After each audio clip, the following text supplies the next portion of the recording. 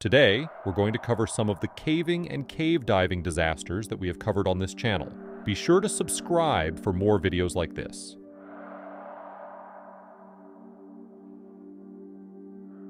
Two friends entered Bronson Cave on a rainy Monday morning. What began as an exciting exploration soon turned into a nightmare. As the water levels inside the cave started rising, the current became too strong to fight. Trapped deep underground, separated by rushing water, one of them was swept away, and the other clung to a ledge, fighting for his life. Rescuers faced nearly impossible conditions to reach them. What happened next is a story of struggle to stay alive. Before we dive into today's video, make sure to hit the bell icon so you don't miss any updates. We upload daily. If you're new here, don't forget to subscribe and join our amazing community. Now, let's get started. Donaldson Cave, also known as Bronson or Shawnee Cave, is a fascinating underground system located in Spring Mill State Park, Indiana. Managed by the Indiana Department of Natural Resources, this cave is part of a larger network of caves and streams that span over 8,000 feet in length. The water flowing through Donaldson Caves comes from a stream that originates southeast of the park and flows through Twin Caves and Bronson Cave before reaching this impressive destination. Access to the cave begins at the Bronson Cave entrance and ends at the Donaldson entrance. The cave's passages are usually ankle to knee-deep in water, but in some sections you will need to swim or float. For safety, it's best to visit when the weather is dry, as the cave can flood during high rainfall or rapid snowmelt. To enhance safety during exploration, it's recommended to wear a personal flotation device, also known as a PFD. Visitors can enjoy a scenic hike to the entrance of Donaldson Cave, which sits beautifully on a shaded hillside, with cool water flowing from the cave into the stream below. Though the cave itself is an adventurous experience, the surrounding park offers plenty of amenities for those looking to make a day trip. Spring Mill State Park includes hiking trails, camping, boating, fishing, and attractions like the Pioneer Village, Virgil Grissom Memorial, and a nature center. To explore Donaldson Cave, visitors must enter through the park's main gate, and a gate fee may be required. Planning ahead is essential. It is ideal to park at the Donaldson Cave lot and then have so-called after clothes ready. A second vehicle for a shuttle is suggested to avoid a long hike to the Bronson entrance via Trail 3. For those unable to enter the cave, the stunning views and nearby activities make this location a great adventure above ground as well. In 1985, on the morning of Monday, July 1st, two young men, Michael Hall, age 25, and Roman Lazowski, 24, arrived at Bronson Cave in Spring Mill State Park near Bloomington, Indiana. The weather was far from ideal. It had rained steadily through the night, and the rain continued as they prepared to enter the cave. Despite the conditions, their enthusiasm for caving was undeterred. Lazowski had explored Bronson Cave before, and his familiarity with the cave gave them some confidence. However, their preparation was minimal, dressed in nothing more than shorts and tennis shoes, and armed with simple flashlights. Their plan was to follow the underground stream from Bronson Cave, a known inlet, all the way to the Donaldson Cave entrance, where the water exits. The cave system is famous for its winding passages and beautiful rock formations, but it also presents significant challenges. The rain made the cave environment even more unpredictable, raising the risk of flash floods and slippery terrain. The cave's climate was cold, with temperatures around 54 degrees Fahrenheit, and the rain had caused the stream to swell, making the cave more dangerous than usual. As they stepped into the cave, the air felt damp, and the sound of rushing water echoed through the narrow passages. Despite the conditions, Michael and Roman were driven by a deep thirst for exploration. The sense of adventure and the unknown drew them in, even though their gear was not suited for the potentially dangerous environment. For them, the thrill of discovery outweighed the risks. But the cave, especially in such wet conditions, was not forgiving. Their decision to enter during a rainstorm would soon prove to be a dangerous one, as the cave's stream was flooded, posing a significant threat to their safety. About halfway through their trek, the stream became more intense, forming waist-deep rapids.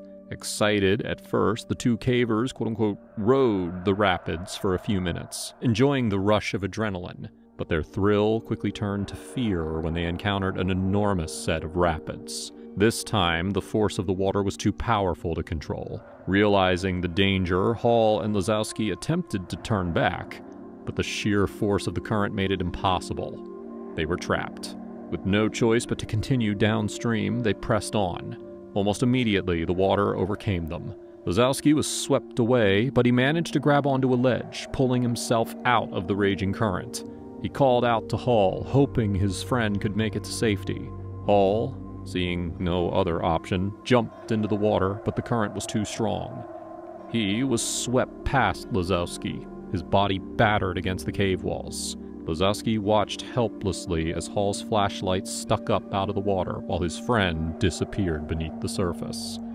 They were lucky because they were only about 300 feet from the Donaldson Cave entrance. After being pushed around by the water for about 30 seconds, Hall was washed out into the daylight. He was breathing heavily, grabbed a railing near the cave's exit, and pulled himself to safety. He was tired and hurt, but he found his shorts, which had been ripped off by the force of the water, and he went to get help. At the hospital, Hall was treated for cuts, bruises, and a chipped elbow, but he was alive. Lazowski, however, was still trapped inside the cave. Believing that his friend had drowned, he decided to stay put, knowing that it would be too dangerous to continue through the cave alone. Using his survival training from his time in the Marines, he found a small crevice above the water and perched on a 6-inch ledge. For 55 hours, Lazowski fought to survive in the cold, wet cave. He constantly had to shift his body to stay on the narrow ledge, using his elbows, knees, and head to keep from slipping into the water below. The cave's cold temperature, combined with the damp air and constant sound of rushing water, made the situation even more challenging. He shouted for help occasionally, but was afraid to fall asleep, fearing that he might slip into the water or miss a potential rescuer. Outside the cave, rescue efforts were underway. When Hall came out from the cave, emergency crews knew that Lazowski was likely still alive and trapped somewhere near the Donaldson Cave entrance. However, the heavy rainfall had caused the water levels inside the cave to rise, making any rescue attempts extremely difficult. A canine unit was brought in to search downstream in case Lazowski had been swept out without being seen, but no trace of him was found. Rescue teams of experienced cavers, emergency service personnel, and volunteers gathered to help. The conditions inside the cave were dangerous, with the high water and rapid flow making progress almost impossible. On Monday night, a group of rescuers wearing wetsuits entered Bronson Cave but could only make it 600 to 800 feet before being forced to turn back. The water was simply too strong. Early Tuesday morning, another team entered Donaldson Cave from the opposite direction, hoping to reach Lazowski from upstream. However, they were stopped just 100 feet in, where the ceiling dropped almost to water level, leaving no way to pass. The rescuers then tried to dig into Donaldson Cave from an adjacent cave, but this too proved unsuccessful. Finally, they managed to drill into the cave passage from above, hoping to create a direct route to Lazowski. In the early morning of Wednesday, as a rescue team worked near the low ceiling of Donaldson Cave, a light shone through the darkness, revealing Lazowski's location. The mission to recover his body turned into a rescue operation. Rescuers told him to stay calm and conserve his energy as the water was still too high for them to reach him. Using a bullhorn, they maintained voice contact to keep his spirits up. By around 5 p.m. that day, Steve Collins, one of the rescuers, was able to squeeze through the low ceiling and reach Lazowski. Collins was on the other side of the stream from Lazowski, but a rope was quickly brought up. Collins threw one end of the rope to Lazowski, who, even though he was very tired, tied it to a rock on his side. As rescuers pulled Lazowski across the stream, the rock on the near side of the cave fell, causing both men to be swept away by the current. Luckily, Collins was caught by an attachment on the far side, while Lazowski was grabbed by rescuers waiting downstream. Lazowski was given a wetsuit top and helmet to protect him from the cold, and was carefully hauled up the crevice above the stream. He was then passed along a Tyrolean traverse, a type of rope system used to move people across dangerous terrain, and finally brought to safety at the cave entrance around 8 p.m. After spending 55 hours trapped in the cave, Lazowski was taken to the hospital, where he was treated for hypothermia and dehydration. Despite the terrifying ordeal, he suffered only minor cuts and bruises, a testament to his determination and survival skills. The key lesson from Roman Lazowski's survival is simple but powerful. He survived because he refused to give up. Trapped in the cold, dark cave for 55 hours without food or water and constantly at risk of hypothermia, Lazowski endured conditions that should have overwhelmed him. His body was chilled from the moment he entered the cave, and the cold, damp air constantly sapped his strength. From a physical standpoint, it seemed almost impossible for him to last that long. But survival is not just about the body. It's about the mind and the will to keep fighting. Lazowski lived because he made the decision to survive. Throughout his time in the cave, Lazowski's determination never wavered. He fought to stay mentally sharp, telling himself over and over, "I can't let this cave beat me." With nothing but his own thoughts to occupy him, he found ways to distract himself from the overwhelming fear and cold. At one point, he even began to hallucinate, imagining a conversation with an invisible companion. Together, they discussed the NBA draft picks from New York and Indiana, which helped Lazowski keep his mind engaged and focused. When his leg fell asleep from sitting on the narrow ledge for so long, he pounded on it until the feeling returned. Every time he felt himself drifting off to sleep, he woke himself up by screaming for help, terrified of missing a potential rescue. Lazowski's story is a powerful reminder that survival is not only about knowing what to do in dangerous situations, it's about having the determination to persevere, even when all the odds are against you.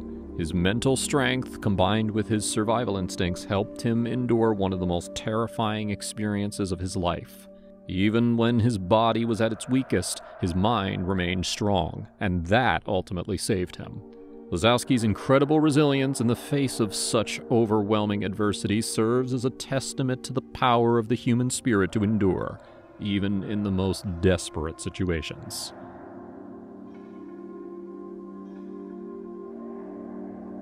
Deep within the dark, twisting passages of Nielsen's cave, two experienced cavers embarked on a routine exploration. As they descended into the abyss, navigating narrow shafts and enormous chambers, everything seemed to be going according to plan, until one small mistake turned their adventure into a nightmare. In the heart of the cave, something went terribly wrong, and one of the cavers found himself in a life-threatening situation, with only the cold, unforgiving darkness around them. What happened next in the depths? Watch to uncover the gripping story of Nielsen's cave exploration.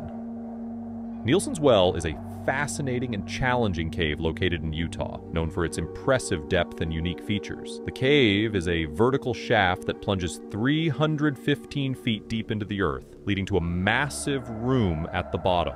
This room is extraordinary in size, measuring approximately 120 feet wide, 170 feet long, and 80 feet high. The sheer scale of this chamber creates an environment where sound behaves in unusual ways. Communication within the cave, especially between people in the large room and those up the shaft, is particularly difficult.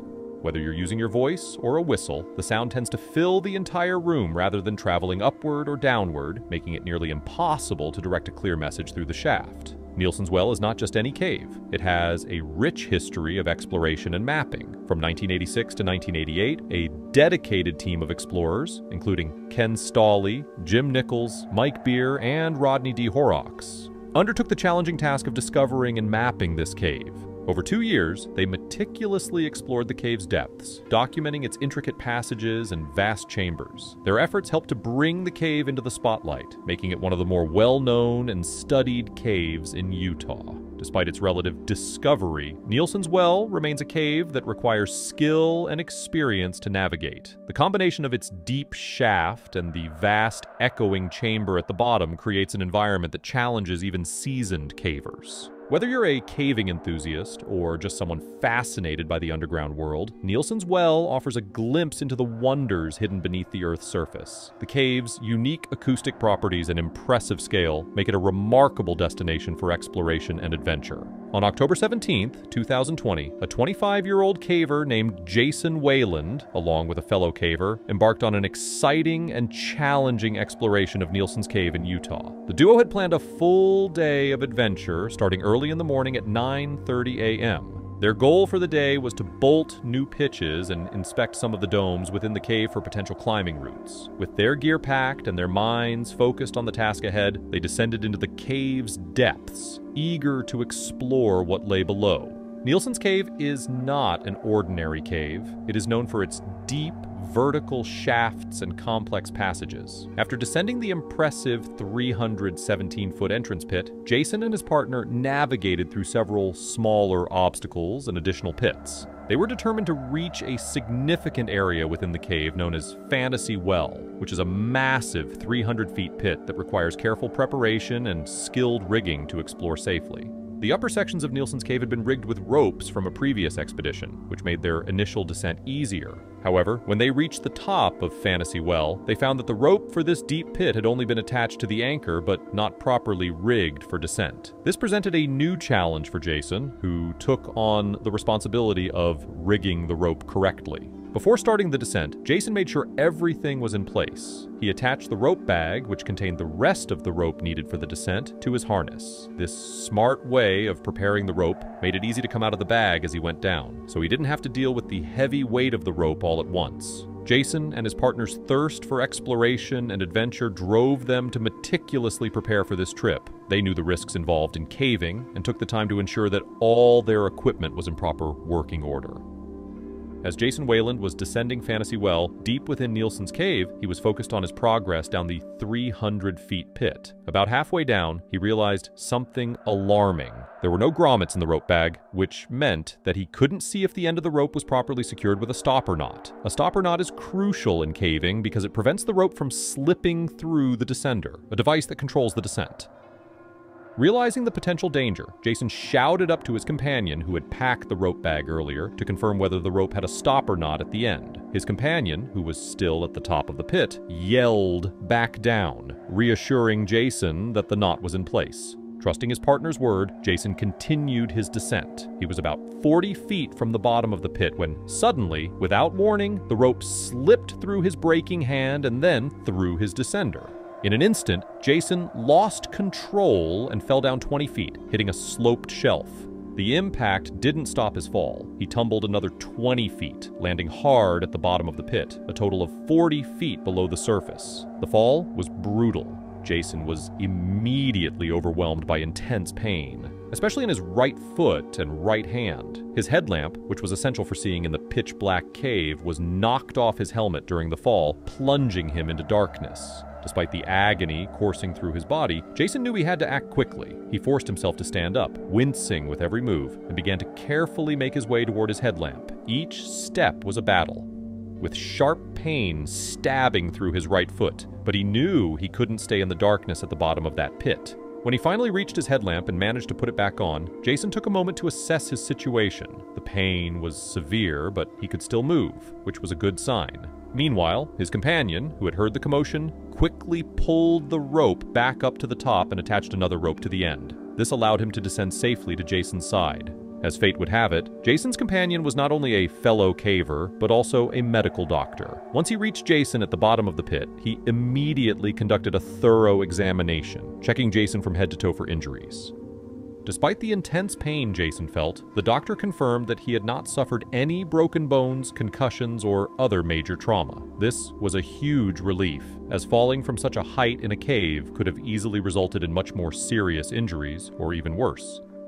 Jason's survival after such a fall was nothing short of miraculous. After the painful fall at the bottom of Fantasy Well, Jason Wayland knew he was in a bad situation. He wasn't sure if his injuries would let him climb back up the rope to safety, but there was no other choice. He had to try. With courage, Jason decided to test himself and see if he could manage even a few feet of climbing. He slowly attached himself to the rope and started to go up, preparing himself for the worst. To his surprise and relief, The climbing technique he was using, known as frogging, didn't seem to hurt his injuries, even though his foot loops were on his injured right foot. This gave Jason a huge sense of relief. He felt a new sense of hope that he might just be able to get out of the cave after all. Jason was also thrilled to realize that he could still use his ponton, a specialized foot ascender that helps cavers climb ropes more efficiently. This piece of equipment would make the ascent easier, especially given his condition. With his fellow caver offering to carry his bag out of the cave, Jason started the long and painful climb up Fantasy Well.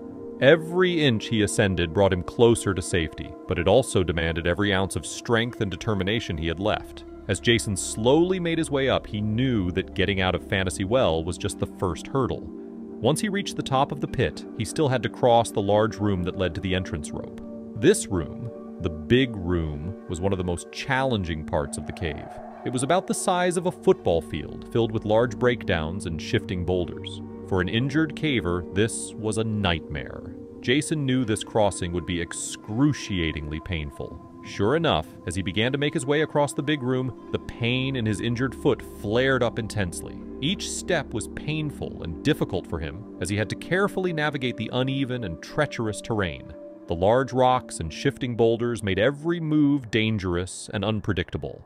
But Jason pushed through the pain, knowing that the entrance rope, and ultimately the surface, was just on the other side.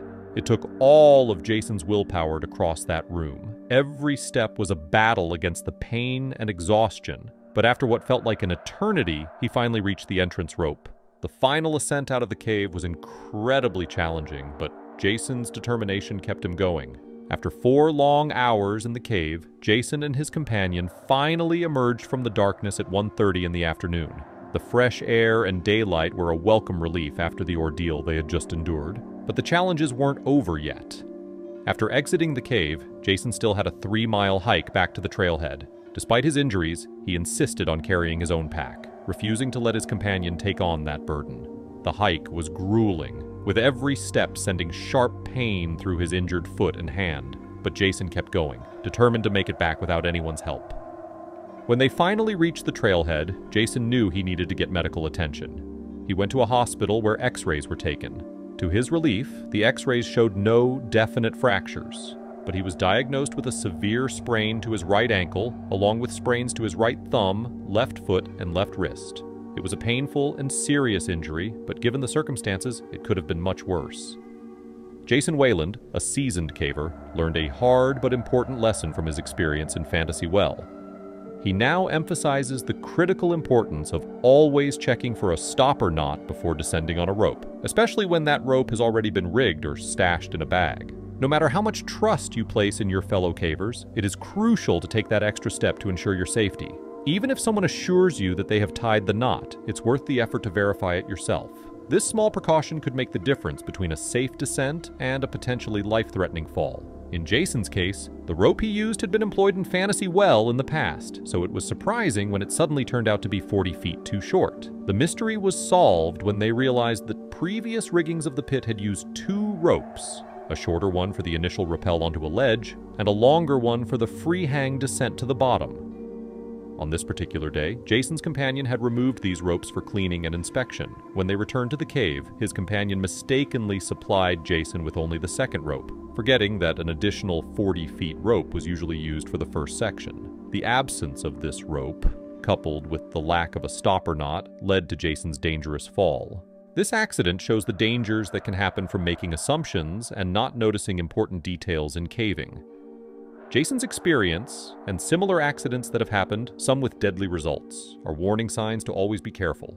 For anyone planning to rappel using a rope from a bag, it is important to either pack your own rope or carefully check the rope, making sure the end is knotted. Some cavers like to run the rope through a grommet at the bottom of the bag so that the knot is still visible, even when the bag is full. Others suggest tying 2 stopper knots, one about 6 feet from the end and another near the very end, so that if the first knot is missed, there's still time to find the second one and make necessary changes. In the world of caving, where every detail matters, these precautions can prevent serious accidents and save lives. Jason's ordeal serves as a powerful reminder that even experienced cavers can face unexpected dangers, but with the right precautions, many of these risks can be mitigated. As we bring this incredible yet cautionary tale to a close, remember that even the most experienced adventurers can find themselves in challenging situations. Caving is a thrilling and rewarding activity, but it comes with its own set of risks. Always double-check your equipment, never take shortcuts, and stay vigilant in every step you take.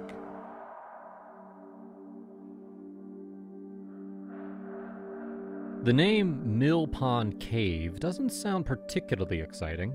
But this little-known cave in Jackson County, Tennessee is full of secrets. The first is that it isn't actually a pond, even though it looks like one. It's actually a spring. The cave system, hidden just behind this unassuming little spring, wanders back for over 400 feet. It's also quite narrow and windy, making it both technically challenging and pretty terrifying.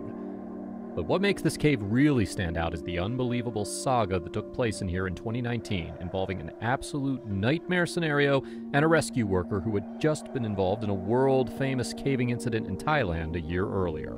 Jackson County, Tennessee is the location of Mill Pond Cave. But Jackson County, Tennessee is not the same county where numerous other caves, some of which we covered, are located. That county is Jackson County, Alabama, about 150 miles south. Making matters even more confusing is the fact that these two counties are close enough to each other that, in the case of emergencies, the same rescue crews are often called upon. For example, as you'll see in our story today, the Chattanooga-Hamilton County Rescue Service was called to Mill Pond Cave in northern Tennessee. However, Chattanooga is in southern Tennessee, and it's actually closer to Jackson County, Alabama than Jackson County, Tennessee.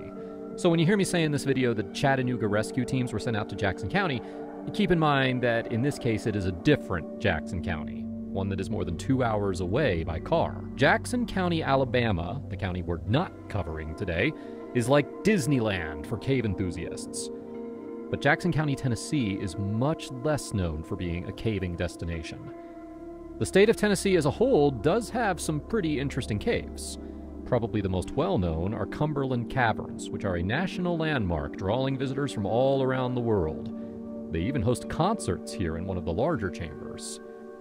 If you heard of someone going to Tennessee to explore caves, you'd probably assume that they were going somewhere like Warren County to visit Cumberland Caverns. Finding out they were going to Jackson County instead might be a little surprising.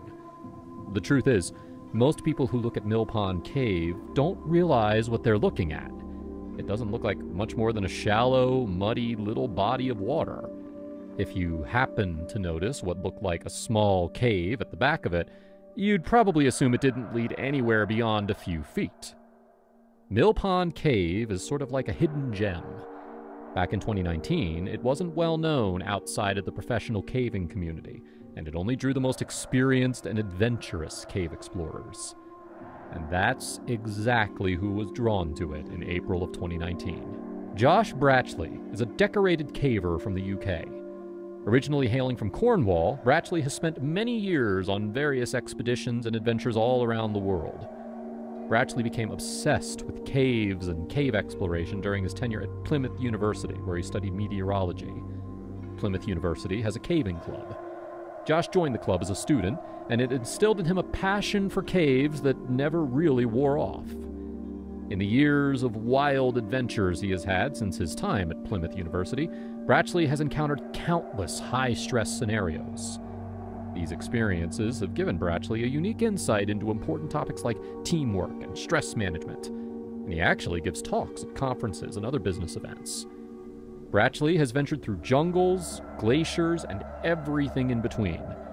But the experience that got him international acclaim was in 2018 in Thailand.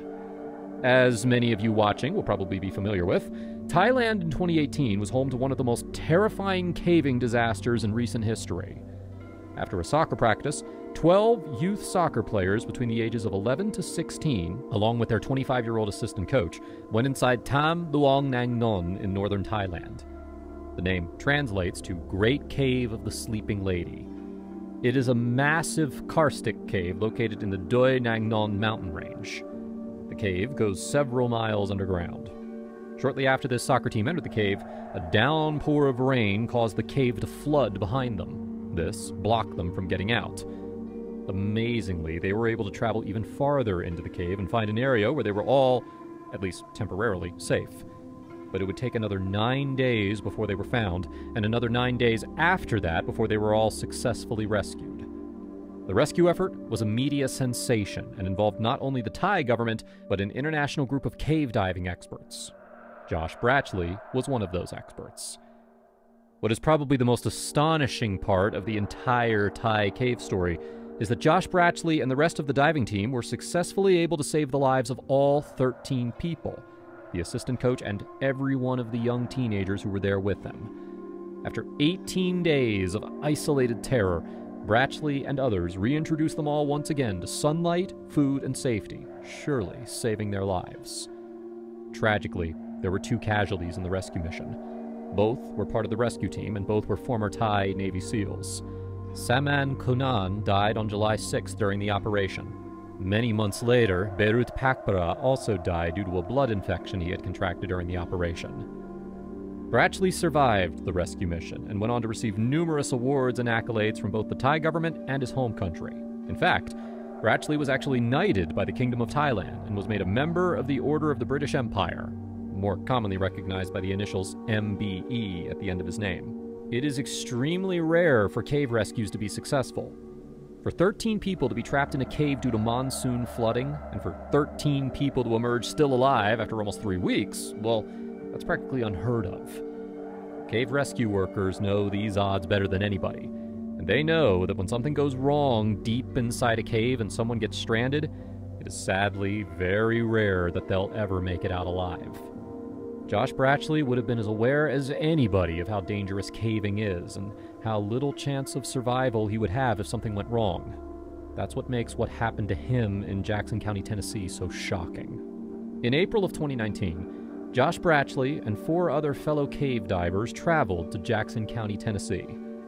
They were there to explore a little-known gem for serious cavers, the cave at Mill Pond.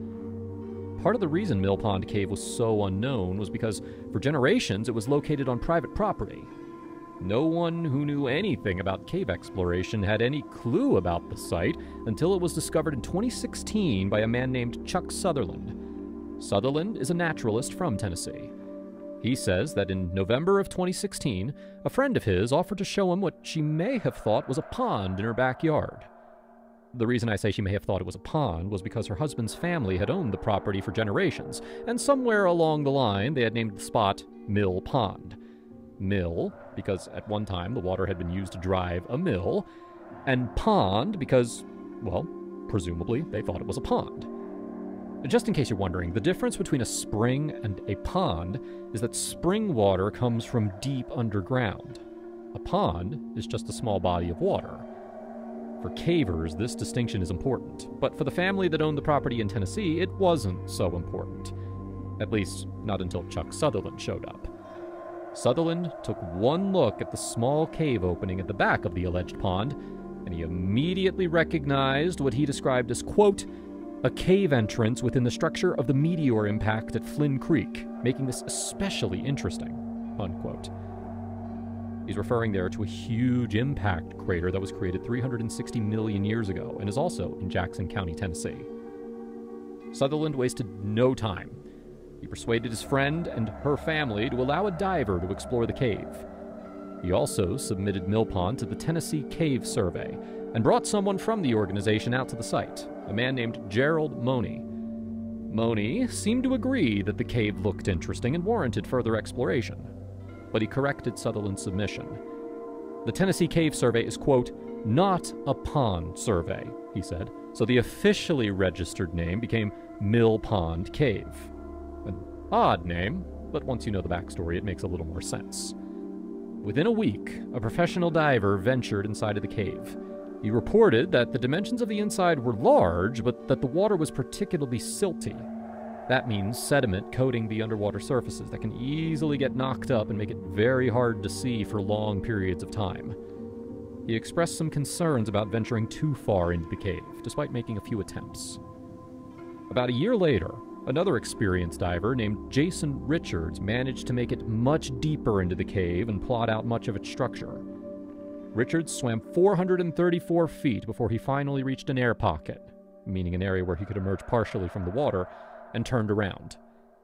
Everyone was surely surprised and impressed at how deep the cave turned out to be. Just a few years ago, those who knew about the area thought it was a pond. Now, they knew of a cave stretching hundreds of feet under the surface of rural Tennessee.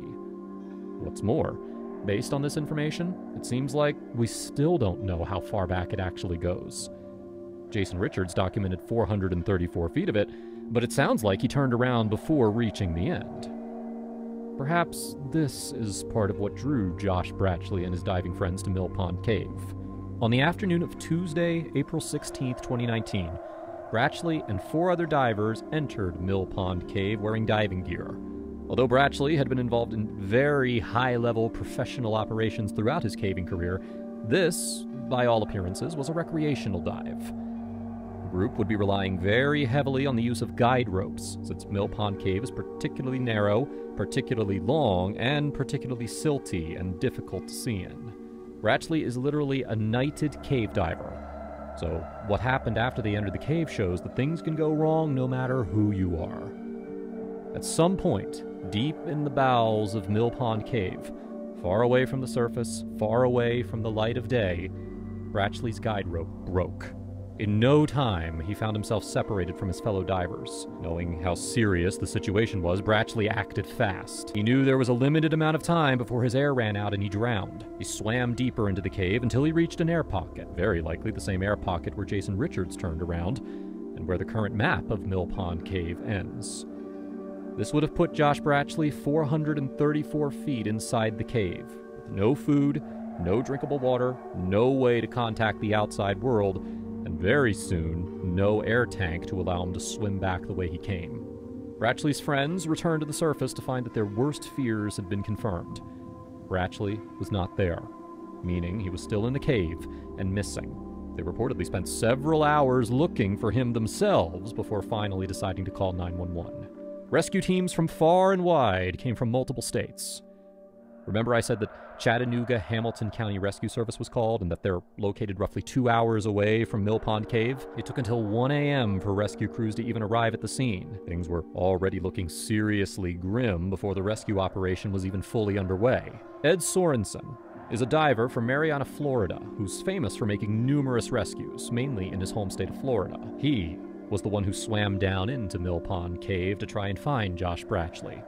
One rescuer saving another. Sorensen later told reporters that the water was cold and the cave was dark and narrow. He described the cave as having, quote, zero visibility, meaning that breaking or losing the guide rope was like a death sentence. He said, quote, you could be inches or 100 yards from the line. It doesn't matter because you can't see. Despite these challenging conditions, Sorensen was able to find the broken line and determine the spot where Bratchley had gotten separated from his fellow divers. Sorensen was very meticulous and methodical in his approach. He says he searched, quote, every nook and cranny for a body. If Sorensen, a highly experienced rescue diver, was expecting to find Bratchley's dead body, it would be understandable based on the probability. Of course, Sorensen would have been doing everything he possibly could to try and save Bratchley's life, but in more than 20 years of rescue diving, Sorensen had only been able to save 5 people, and Sorensen is one of the best rescue divers in the world. Bratchley had been missing for well over 24 hours. His guideline had broken, and his friends had not seen or heard from him since being deep inside the cave. The odds against survival here were incalculably high, but on Wednesday night, more than a full day after Bratchley disappeared, something extremely rare and wonderful happened. Something that distinguishes this story even further from so many other stories you hear about caving. As Ed Sorensen made his way deeper into Mill Pond Cave, he eventually made it to the air pocket. The same air pocket that Jason Richards made it to when plotting the cave, and the same air pocket Josh Bratchley swam to after losing his line in the water. To Sorensen's absolute shock, he found Josh Bratchley covered in mud and still alive. Not only that, but Bratchley appeared somehow to be in good spirits. He thanked Sorensen profusely for coming to his rescue. He explained that he had made several attempts to rescue himself, but had concerns about his depleting oxygen supply. Bratchley had thus made the brave decision to stay inside the cave, floating around in cold water and pitch-black darkness where there was air to breathe and where he could wait for someone to come and rescue him. Brachley had had no contact with his friends or anybody else since getting separated, nor had he even seen daylight. The decision to avoid trying to swim back and thereby avoid the risk of drowning, and to remain in darkness, trusting that sooner or later help would be on the way, is remarkable.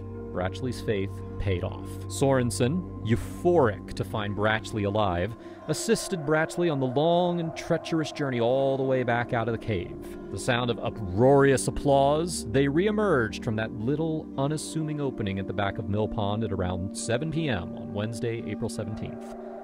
Brachley had remained alone in the cave for more than 27 hours. When Brachley was asked by the rescue crew above ground whether he needed anything from them, he reportedly just smiled and said, "Pizza." I think it's safe to say that in deeming Josh Brachley worthy of knighthood, the Kingdom of Thailand was not mistaken.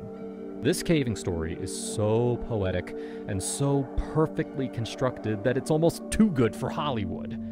A valiant young man first embarks on the rescue of helpless children in a cave in Thailand, which, against all odds, succeeds. Then, decorated in medals and honor, he himself becomes the unexpected victim of a caving accident. His bravery never falters. He makes a difficult decision, he waits to be rescued, and then against all odds, again, he is successfully rescued. It's a caving disaster story with a rare happy ending. But that's just the thing, rare. Even though Brachley was miraculously able to survive, he is the exception. Brachley is one of the most elite cave divers in the world.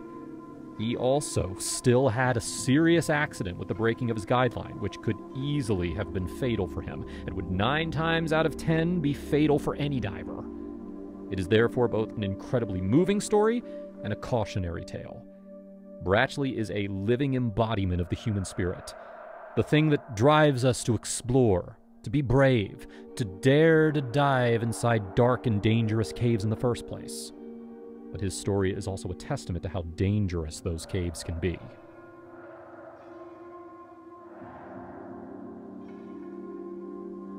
Today, we're exploring 2 Australian caving stories. The first shows how even the most careful cavers can still get trapped underground when unexpected trouble strikes in Wombian Cave.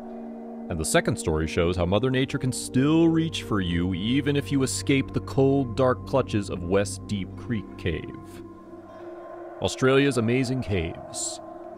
Australia is packed with caves to keep local splunkers busy for a lifetime. And the largest, deepest, and most amazing caves draw explorers from all across the world. Some of the most impressive Australian caves include the Exit Cave System, Curralin, and Anaconda. The Exit Cave System is one of the longest caves in Australia, with multiple entrances across its nearly 10-mile stretch. Despite its fame, Exit Cave still has unknown portions. Plus, cavers still haven't made complete or detailed maps of its interior yet, which makes it an alluring choice for many adventurous spirits looking to get a slice of caving glory. Some of the entrances lie by the picturesque d'Entrecasteaux River by Pindar's Peak. Exit Cave's proximity to this water causes most of the cave to remain flooded, with multiple sumps and resurgences along its dark expanses.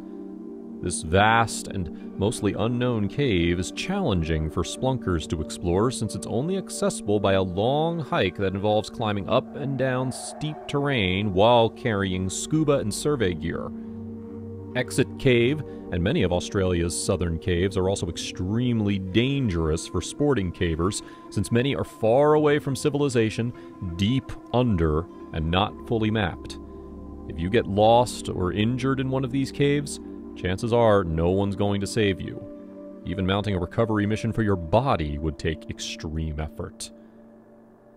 Curralin Cave is another one of Australia's most exciting caves. This time, the scenery outside is marred by the nearby Curramoka rock quarry. Mining operations in the area have also disrupted portions of the cave, revealing fissures in the rock that were loaded with fossils, indicating extreme tectonic activity in the distant past.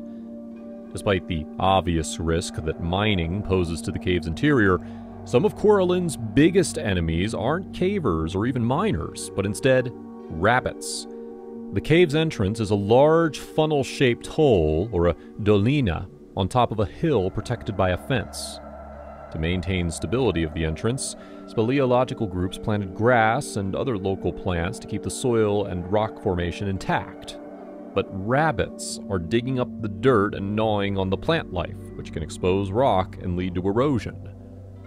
Cora Lynn Cave also has its own fossil graveyard dubbed Dreamland, which might reference native folklore. Researchers have found new species of kangaroos and koalas in Cora Lynn's expansive underground labyrinth that sprawls across 3 levels across a distance of 8.7 miles. Another amazing Australian cave is called Anaconda, that lies beneath Mount Anne. This cave was formed during the Precambrian era between 3.6 billion years and 539 million years ago.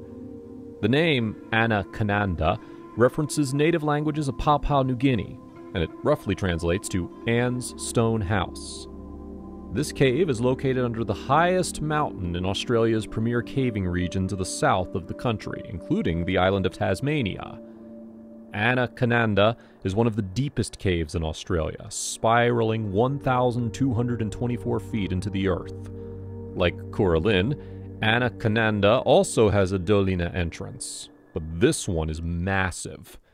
Hydrogeological maps of both the cave and the Lake Timp region above ground indicate that Anaconda could extend another 270 feet deeper than splunkers have previously mapped. That would make it the deepest cave in Tasmania. Now, it's time to meet the cavers of Australia and the groups that keep them safe while exploring the dark mysteries below ground. Australia's Caver Commission and Rescuers. The cavers of Australia are kept safe by the Australian Cave Rescue Commission. The ACRC is a component of the larger Australian Speleological Federation. The ASF is an environmental organization and non-profit that also serves as the representing body for 23 of Australia's caving clubs. The ASF also represents Australia during meetings of the International Union of Speleology. Although the Cave Rescue Commission is separate from emergency first responders, they can still help send rescuers into action. And the ACRC also coordinates rescue operations among its members and even across the globe. In volume 218 of their Caves Australia journal, the Australian Speleological Federation published a detailed rescue guide for cavers who want to start their own clubs, or for those who are considering venturing into more challenging caves. Every caver should learn as much about cave rescue as possible. That way, if cavers find themselves trapped, they'll have some idea about what to do. The ASF helps Australian cavers and rescuers through field exercises like simulated sump extraction operations. Real sump rescue missions are incredibly dangerous. Sumps are portions of caves that are either mostly or totally submerged in water. They can be straightforward U-shapes, or they can be winding passages of rock that extend for miles. Cavers have to navigate these passages with no light other than the lamps they bring with them. And dirt also reduces the visibility of many sumps to 0 feet. If the guiding line breaks, then cavers and rescuers alike are at the mercy of their own memory and luck if they're going to survive. Sometimes, sumps can suddenly appear during floods as rainwater trickles down into caves. And that's why the ASF taught a class at Imperial Cave. Imperial Cave is part of the Jenolan Cave Network, which contains show caves that highlight speleothems like rimstone pools, calcite formations, and fossil displays for both families and average non-splunkers. Imperial Cave is also part of a network that stretches under the Blue Mountains. You might think these show caves aren't worth the time of real rescuers or splunkers, but these caves provide excellent places to learn the basics. Show caves have lots of people nearby, including knowledgeable staff. They might have extra rescue equipment, and many of these facilities also have phone service to contact emergency services even if something goes wrong during training. Plus, it's important for rescuers to learn the routes of these common caves, since more people means more chances for accidents, and these visitors might not understand the risks of heading off on their own. A single foolhardy misstep could lead to disaster. Sometimes even these tame caves can claim lives. the Wombayan Cave Rescue. That's almost what happened to one man who went venturing into Wombayan Cave. Wombayan was created 400 million years ago. Native populations used the cave for shelter, and it was central to the Gundungura people, who told legends saying the cave was formed in a contest between the mythical reptile Garangach and a tiger cat, Maragan. Caving groups created a 417-hectare wildlife perimeter called Wombayan Karst Conservation Reserve to honor the historical significance of this cave and to protect native plants and birds like the flat-faced frogmouth and the brown goshawk. Wombayan has a show cave that offers campgrounds, hikes, and guided tours. There's also a self-guided shorter tour through Fig Tree Cave, which leads many to believe these caves are perfectly safe. But even though these caves seem like they're just for serene nature walks, they're still massive, volatile expanses of deadly rock and water. Even though it's tame, the guided tour lasts around 2 hours. What would happen if someone got lost? Or worse, how long would it take to find them, and would they be alive or dead? One 46-year-old man from Sydney was about to find out just how unforgiving caves can really be. The 46-year-old wasn't a novice caver, but he wasn't an expert either. He entered into the cave to take photos of gorgeous spelliforms that are open to the public. Then, he ventured a little further to get high-quality pictures of the more rugged parts of the cave that were just off the beaten path. He reached a narrow stretch of the cave and turned sideways to shuffle through. The jagged rocks pushed against his chest and scraped against his overalls. Tight squeezes like these can make even veterans get a blood pressure spike. But he saw the next portion, and he thought he'd make quick work of this challenge. 1 foot at a time, he slowly inched through the passage, being careful not to break his expensive camera. He was near the end of the passage when he heard a sound. Rocks began to bounce between the cave's close walls, rumbling as they nestled into place at the cave floor. He winced and braced for impact. Thankfully, the photographer wasn't in their path. If he was, he'd be a goner. As the rustled dust settled, he saw he was pinned in this tight squeeze deep below ground.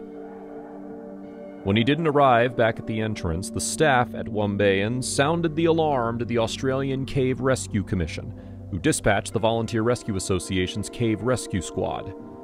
This branch might be the most elite members in the Australian cave rescue scene. An Australian politician said they were like a paramilitary organization because they executed their missions with shocking precision and speed. The team is split between those who specialize in vertical caves and those who deal with horizontal caves and their various sumps. Because Wombayan had fabricated walkways and running electricity, the rescue team was able to set up a base camp close to the trapped photographer. However, they realized it was going to be a long wait. The trapped caver's lights started to die out while the team slowly chipped away at the loose rock. They gradually widened the passageway, being careful not to cause a cave-in. After 2 days of digging, the rescue team reached the trapped climber. He was shaken and weak, but alive. The rescuers strapped him to a stretcher and loaded him onto an awaiting ambulance. Sometimes these basic tours can turn deadly, and sometimes casual caving trips can bring entire families to the brink of life and death. Revenge of West Deep Creek Cave. Another brush with death happened over at West Deep Creek Cave, which belongs to the Yarangobilly Cave system beneath the snowy mountains south of Sydney.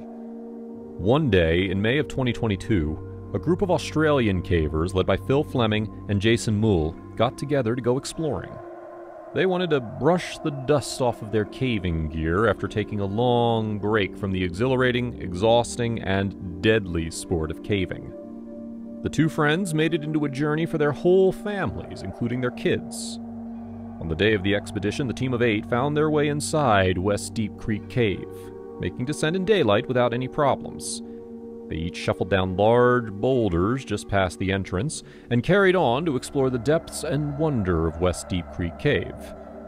As they walked and crawled, they gabbed about how cool it would be if this entrance was unexplored. Another member of the team, Ed Coidel, was an expert surveyor who worked on Lechuguilla Cave in Mexico. Ed spent his time in West Deep Creek taking notes and researching. He also rained on their parade, pointing out marks in the rock that had been scraped off by metal from the gear of cavers before them. Even though they weren't breaking any new ground, the group pressed on, until it was time to head back. The return trip is when things got a little dicey for this casual family outing. The children didn't have the strength to overcome some of the short climbs on the way out. With help from Ed, they all made it over, but they were taking longer than they had anticipated. As they approached the surface, rain started to slip across the rocks and stream through the dirt into the cave. Focused on the physical task at hand and hypnotized by the fun of caving, they hadn't even thought to check the time as minutes turned to hours while they trudged back out of West Deep Creek Cave. Miraculously, they reached the exit and surfaced, but their troubles weren't over. The rain soaked into their heavy clothing and the cold air of the mountain started to chill. The team also had to hike back uphill to reach their cars. Thin ice started to form in muddy pools, causing cavers to slip as they pushed through the dense overgrowth of the surrounding forest. There was no path to the cave, so they had to bushwhack by cutting and pushing through the forest in front of them. Temperatures continued to drop as the sun, already blocked by rain clouds, began to set over the horizon. The 8 cavers crossed through natural blackberry bushes, but they were too stressed to stop and eat. At that moment, one of the members took out his compass and told them they were heading the wrong way. Half of the party agreed, while the other half wanted to continue on their current trajectory. Backtracking would mean pushing through more branches and thorns, and they were already drained. Tensions flared as both sides tried to convince the other. Then, the party split up. Shortly after splitting up, the man who suggested going a different route realized in horror that his compass had actually broken during a tight squeeze between gravel and a large boulder inside the cave. Panic started to take hold. Half of the group was lost in the dark wilderness as the threat of hypothermia began to creep ever closer. Using the last minutes of light left in their equipment, the lost team saw something in the shadows. The mouth of a dangerous beast that had killed thousands of would-be adventurers over the years. The entrance to another cave. Using only a map, they made it to East Deep Creek Cave, just up the mountain, and the designated meeting place of the other half of the team. The others were already there, and they all agreed to rest and eat.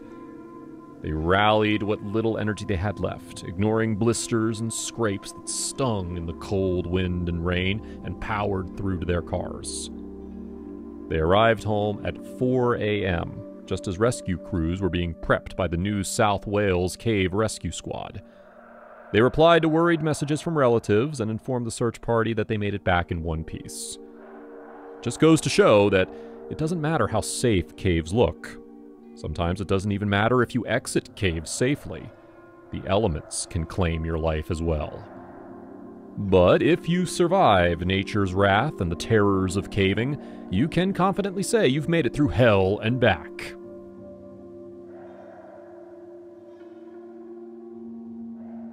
Have you ever wondered what lies in the dark, hidden depths of a cave? What would you do if an adventure turned into a fight for survival? In today's video, we are diving deep into the chilling story of 2 explorers, Mitch Gupkin and Kurt Harler, who entered the mysterious Cass Cave in West Virginia. Armed with their gear and excitement for exploration, they descended into one of the most dangerous caves in the region. But soon, things took a terrifying turn.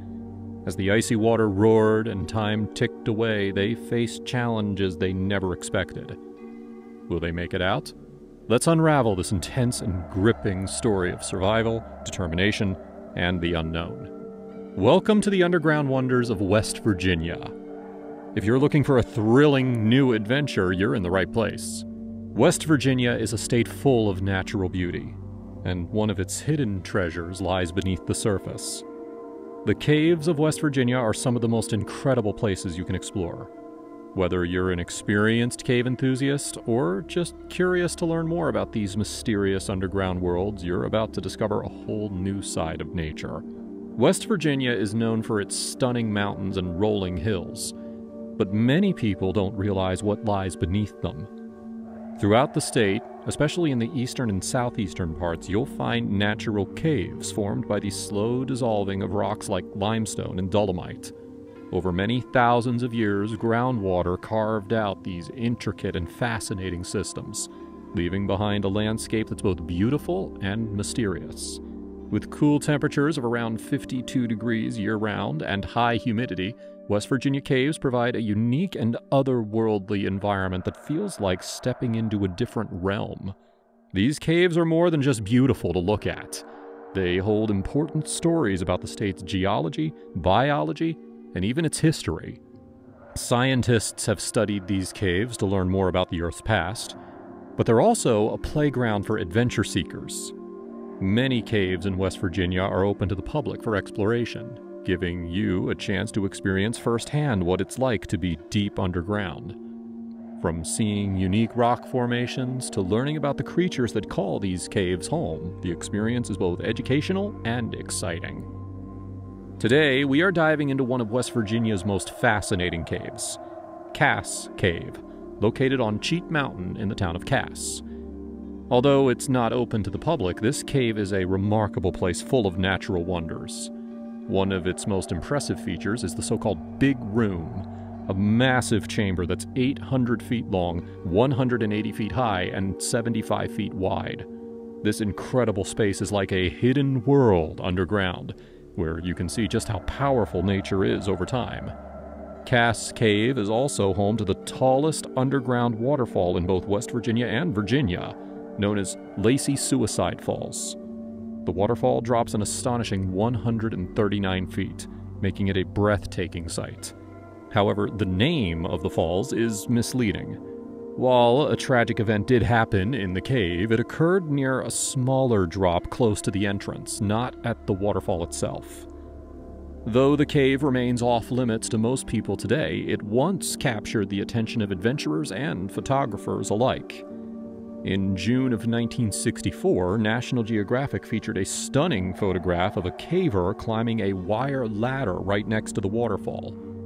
The image, taken by Huntley Ingalls, was lit by flashbulbs and showed the raw beauty and challenge of exploring Cass Cave's hidden depths. Now, even though we can't visit this cave ourselves, its history and natural features make it an exciting topic to explore. From its giant chambers to its stunning waterfall, Cass Cave is a true wonder of West Virginia, offering a glimpse into the incredible underground landscapes hidden beneath the state's mountains. In 1984, at around 1 p.m. on Saturday, December 1st, Mitch Gupkin, a 20-year-old with a growing passion for cave exploration, and his friend, Kurt Harler, decided to take on the challenge of exploring Cass Cave in Pocahontas County, West Virginia. Both were eager cavers with a strong thirst for adventure and discovery. Now for Mitch, this wasn't his first time entering Cass Cave. He had been inside once before, which gave him a sense of familiarity. But neither of them had full knowledge of the cave's hidden pathways, making this journey both exciting and dangerous. Cass Cave is no ordinary cave. The entrance leads to a long passage about 700 feet in length. This passage takes you to a daunting 130-foot vertical drop that opens up into the massive Big Room, one of the cave's most famous features. To make things more intense, a surface stream flows into the cave, running along the passage and pouring over the steep drop into the Big Room. The stream was cold, about 30 degrees Fahrenheit, and though it wasn't very wide, about 3 feet across and 6 inches deep, it added an extra challenge to their exploration. The water, combined with strong winds caused by the cascading waterfall, created extremely cold conditions. Hypothermia was a real risk. Mitch and Kurt, however, were not unprepared. They knew the dangers of caving, especially in a cave like Cass, where the environment can be unforgiving. To protect themselves from the cold, they layered up. Underneath, they wore long underwear to keep warm, And over that, they had wool clothing, known for retaining heat even when wet. And on top of everything, they wore Gore-Tex suits, which are waterproof and windproof to shield themselves from the chilling water and harsh winds inside the cave. Their preparation didn't stop there. Mitch had packed 2 cave packs full of supplies to make sure that they were well equipped. Inside one of his packs, he had a spare carbide lamp, essential for providing light in the dark depths of the cave. In the other pack, he carried a space blanket, which could help in case they needed extra warmth or found themselves in a survival situation. Despite their preparation, neither of them knew about an alternative route in the cave called the belay loft. If they had climbed to a higher level and continued a bit further, they would have found a much safer entrance to the big room. This route leads to a 180-foot dry drop, which would have avoided the cold, rushing stream. But, unaware of this option, Mitch and Kurt pressed forward, eager to explore the cave in their own way. Their passion for caving pushed them to keep going, despite the cold and difficult conditions. For them, cave exploration was more than just a hobby. It was a chance to test their limits and experience the hidden beauty of the underground world. The thrill of venturing into the unknown and discovering new parts of the cave kept them motivated, even as the challenges mounted. With their gear and excitement, Mitch and Kurt were determined to make their mark on Cass Cave. They knew that caving required skill, bravery, and preparation, and they had all 3 in abundance. As they went deeper into the cave, they were driven by the excitement of what they might find, knowing that each step brought them closer to the heart of one of West Virginia's most remarkable caves. Mitch and Kurt were determined to push forward. They rigged their nearly new 300-foot rope to avoid the main flow of water. It seemed like that they would only be hit by the spray from the waterfall, not the full force of it. Confident in their setup, Mitch began his descent. He lowered himself about 50 feet down the drop, stopping at a small ledge where he could rest. Kurt followed him down without any issues, joining him on the ledge. However, once they reached the ledge and felt the full power of the icy spray hitting them, they started to reconsider their plan. The cold was intense, and the risk of hypothermia was becoming very real. After a quick discussion, they decided to retreat and end the expedition early. Kurt started to ascend the rope first. Though he was soaked by the freezing spray, he managed to climb back up without much difficulty. When it was Mitch's turn to ascend, things took a troubling turn. For reasons that aren't entirely clear, Mitch ran into trouble on the rope. He called up to Kurt, asking for help. Kurt, hearing the distress in Mitch's voice, descended partway back down to establish contact. They talked to each other briefly, and it became clear that Mitch was in real trouble. Kurt realized that this was more than he could handle alone, and outside help was desperately needed. So at around 6 p.m., Kurt climbed out of the cave and raced to a nearby residence to call for help. The situation quickly escalated, with the sheriff's office, state police, local rescue squads, fire departments, and the National Cave Rescue Commission, or NCRC, being alerted. Word spread fast, and soon a rescue operation was underway. Meanwhile, Mitch was still in the cave, trapped on the rope, enduring the freezing conditions of the waterfall. Coincidentally, 4 experienced cavers from Pittsburgh were camped nearby. They heard about the emergency and immediately set out to help. When they reached the cave's entrance and arrived at the 130-foot drop, they were shocked by what they found. Another group of 3 cavers was just about to descend, completely unaware that Mitch was in serious danger only 60 feet below them. The Pittsburgh cavers quickly informed the group and took charge of the situation. They decided to use the safer route, the belay loft, which would allow them to descend into the big room without having to pass through the dangerous waterfall. This entrance, a 180-foot dry drop, provided a better option for rescuing Mitch. One of the cavers descended from the belay loft and stopped level with Mitch, now only 60 feet away from him. What they saw was devastating. Mitch was still on the rope, hanging in midair. His body was in a partially inverted position, about 6 feet below the ledge that he had stopped on earlier. The full force of the freezing waterfall was now crashing down on him. His body appeared limp and lifeless, and despite the rescuer's shouts, there was no response. The frigid water had been pounding him for hours, and it was clear that he was in critical condition. This information was quickly relayed to the surface team via walkie-talkie. By 8:30 p.m., more rescuers began arriving on the scene, but the conditions inside the cave were brutal. The freezing water and strong winds made it nearly impossible to work effectively. At first, the only extra protective gear available was a wetsuit top, which one of the rescuers put on before attempting to reach Mitch. After examining the situation closely, the worst was confirmed. Mitch had died from the exposure and the force of the waterfall. The focus of the mission then shifted from a rescue to a recovery. However, retrieving Mitch's body was no easy task. Several attempts were made to haul him up the drop using various methods, including a block and tackle system, but each attempt failed. The powerful water and the complex positioning of Mitch's body made the situation incredibly difficult. Finally, after many hours of effort, the rescuers decided to lower Mitch's body to the bottom of the 130-foot drop. From there, they hauled him up to the belay loft, where his body was safely evacuated from the cave. The recovery operation, which had started the previous evening, was only completed at around 4 p.m. on Sunday. The tragic events surrounding Mitch Gupkin's death in Cass Cave leave us with important lessons about the dangers of cave exploration and the thin line between success and catastrophe. When rescuers finally reached Mitch, they found that his Mitchell rig, a standard ascending system used by cavers, was in good working order.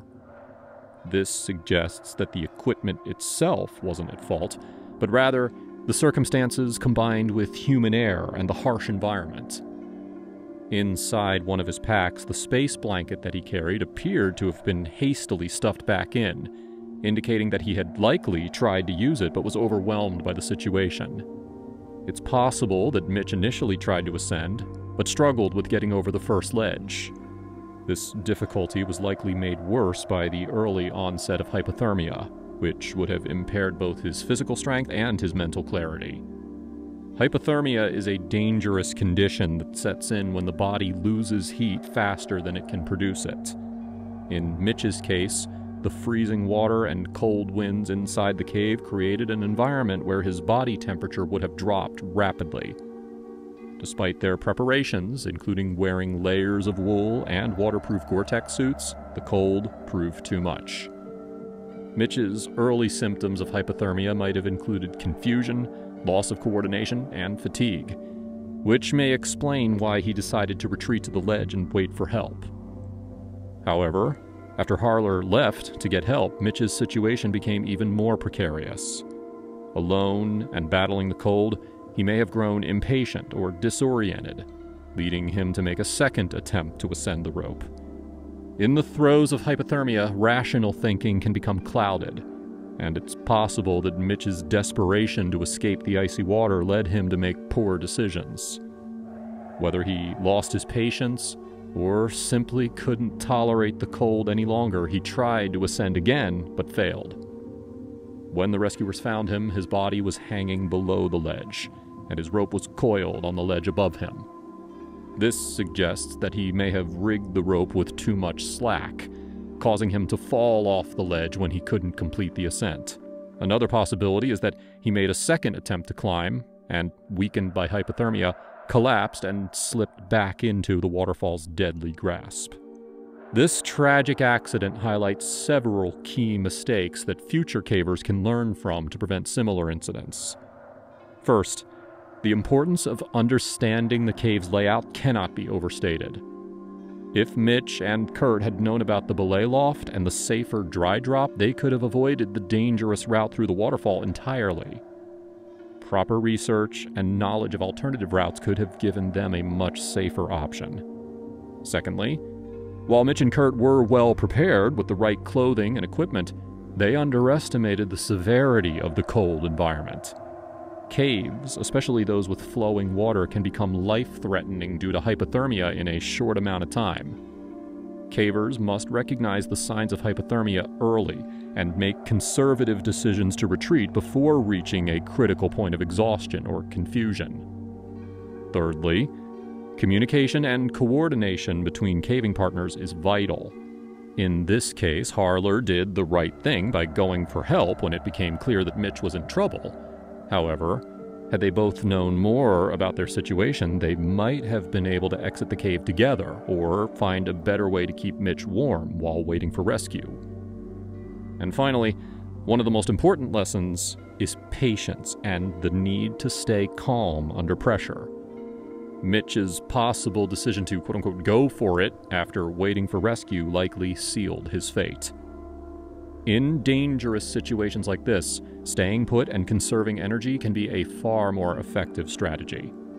Panic, combined with the effects of hypothermia, can cause even experienced cavers to make deadly mistakes. In conclusion, the loss of Mitch Gupkin was a tragic outcome that serves as a sobering reminder of the risks involved in caving. The combination of difficult terrain, freezing temperatures, and human error led to a situation that spiraled out of control. By better understanding cave environments, preparing thoroughly, maintaining clear communication, and recognizing when to retreat or stay put, future cavers can reduce the risk of such accidents.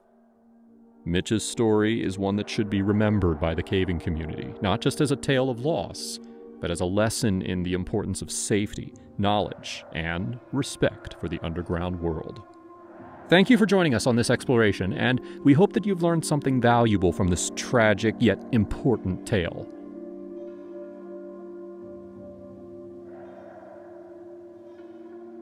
Three divers from the Jamaica Sub-Aqua Club set out on what seemed like an exciting exploration at God's Well sinkhole. With crystal clear waters and a cavernous depth, the sinkhole promised adventure like no other.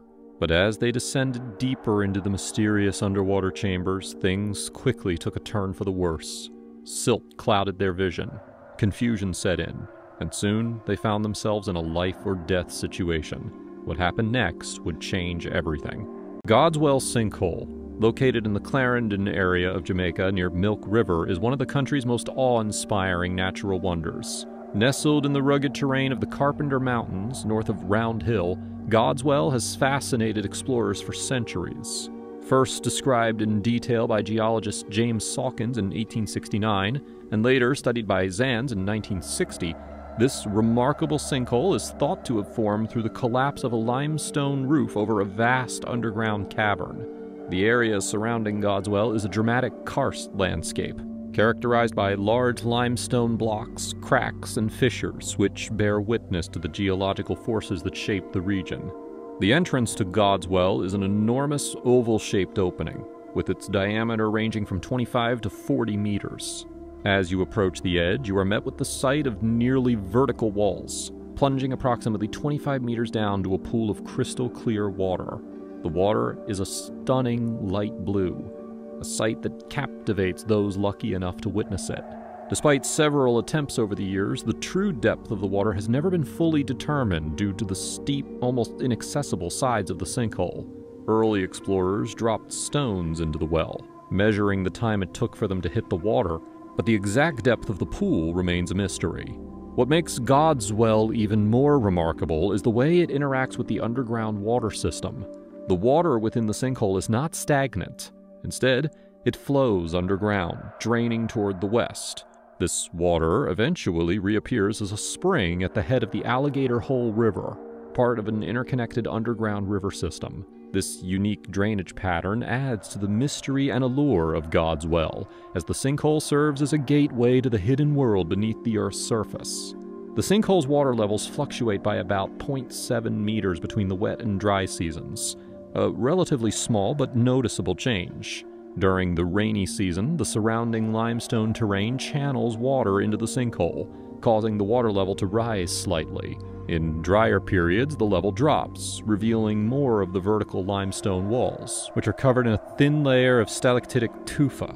a type of carbonate of lime that gives the walls a smooth, almost sculpted appearance. Reaching God's Well is an adventure in itself.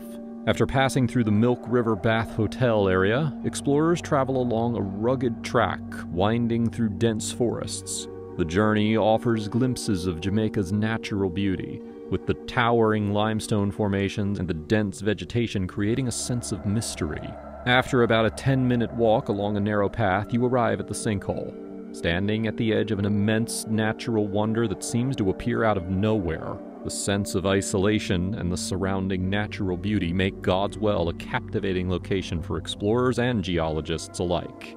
On March 9th, 1985, 3 divers from the Jamaica Sub-Aqua Club set out on an ambitious and dangerous exploration of God's Well sinkhole, a massive and mysterious sinkhole. The divers, Donna Ho-Lung, Sylvain Gutnicht, and Keith Campbell, were seasoned explorers, driven by their passion for underwater discovery. They had spent years honing their diving skills, preparing for challenging dives in some of the most dangerous and unpredictable environments. This dive, however, would prove to be one of the most perilous they had ever attempted. God's Well sinkhole was notorious for its depth and treacherous conditions. The sinkhole's near vertical walls dropped to over 160 feet below the surface, where dark waters concealed the unknown. The 3 divers were determined to explore the depths, including a lower chamber that had rarely been seen by human eyes. They knew the risks involved, but their thirst for adventure and their desire to push the limits of exploration were stronger than their fear.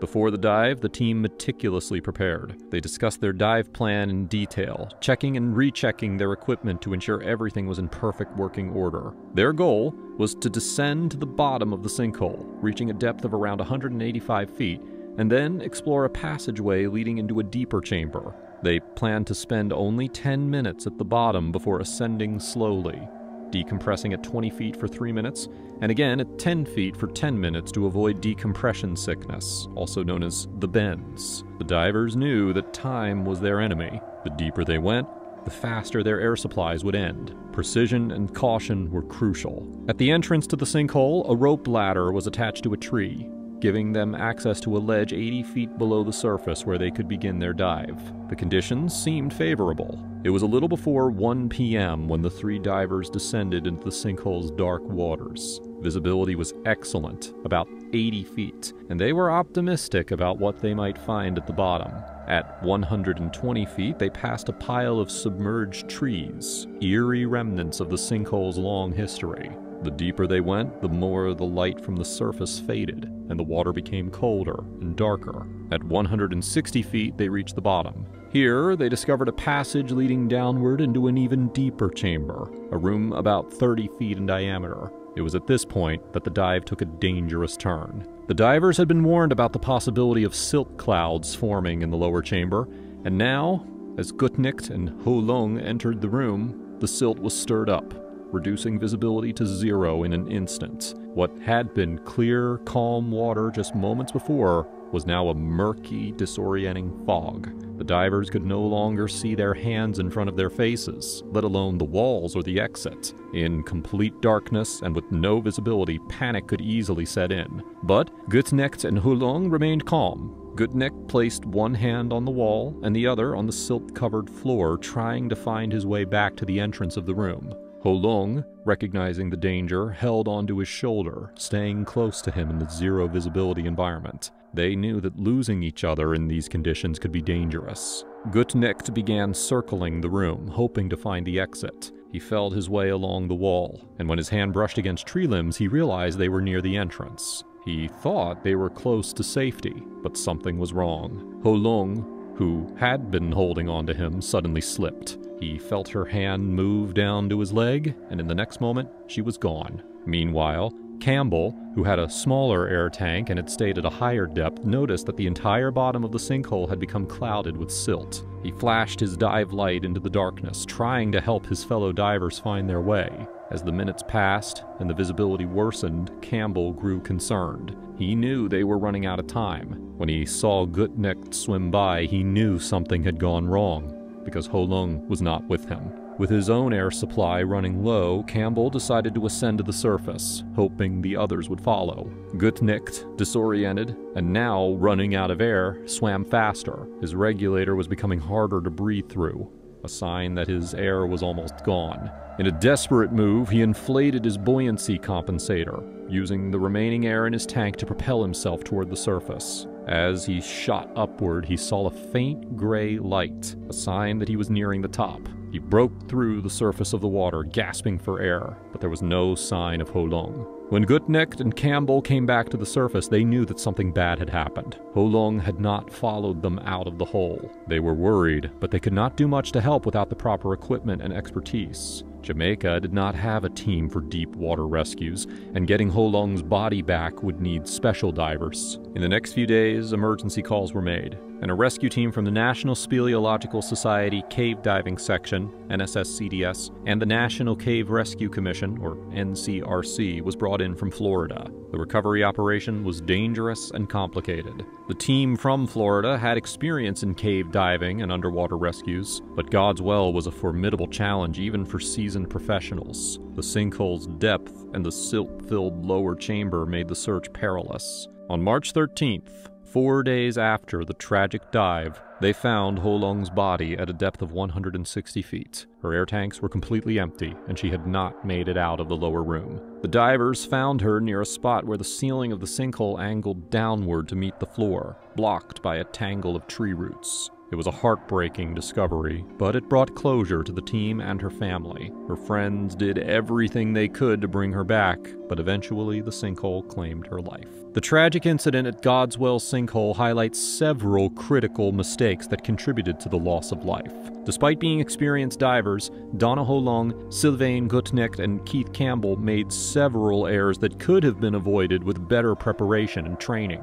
One of the main mistakes was their failure to stick to the original plan. When they encountered the clear lower chamber, they were tempted to explore further, which led them into a dangerous situation where the visibility quickly dropped due to the silt. If they had followed their dive plan and turned back sooner, the outcome might have been different. Another critical mistake was the absence of a guideline. In cave diving, a guideline is essential for finding the way back in zero visibility conditions. Without one, the divers became disoriented in the silted environment, and this contributed to Ho Long losing contact with Gutnicht. Moreover, they did not follow the 1/3 air supply rule, which is a standard safety measure in cave diving. This rule ensures that a diver has enough air to explore, return, and assist in emergencies. As they descended deeper, their air supplies were rapidly used up, putting them in a life-threatening situation. The depth of the dive also played a significant role in the tragedy. Recreational divers are advised not to go deeper than 100 feet without proper deep water training. However, the team ventured far beyond that, descending to 160 feet, which is far beyond the safe limit for divers without specialized training in deep diving. The lack of cave diving training was another serious issue. Cave diving requires specific skills and knowledge that the team did not have, and this likely contributed to the poor decision-making during the dive. Inadequate lighting was also a factor.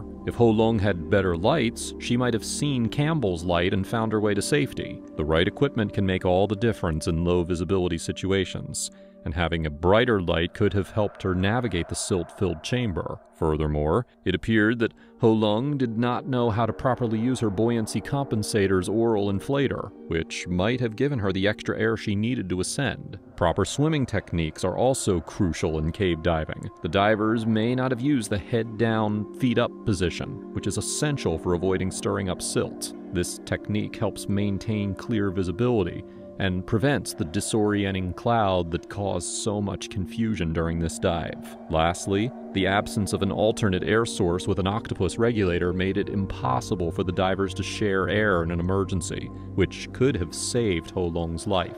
This tragic accident serves as a powerful reminder of the importance of proper cave diving education and training. Divers should always be well prepared, follow safety guidelines, and use the appropriate equipment for the environment they are exploring. Perhaps there should be more emphasis on offering cave diving education at local dive shops, as many divers go there to get their tanks filled. Increased awareness and training could help prevent future accidents and ensure that divers return safely from their adventures. As we reach the end of this harrowing tale, it is clear that even the most experienced divers can face unforeseen dangers when exploring the unknown. This story isn't just about the thrill of exploration, it's a lesson in safety and the consequences of pushing beyond limits without the right precautions. We hope that by sharing this, it not only honors the memory of those involved, but also serves as a guide for others, emphasizing that every dive should be approached with respect for the environment, careful planning, and a commitment to following safety protocols.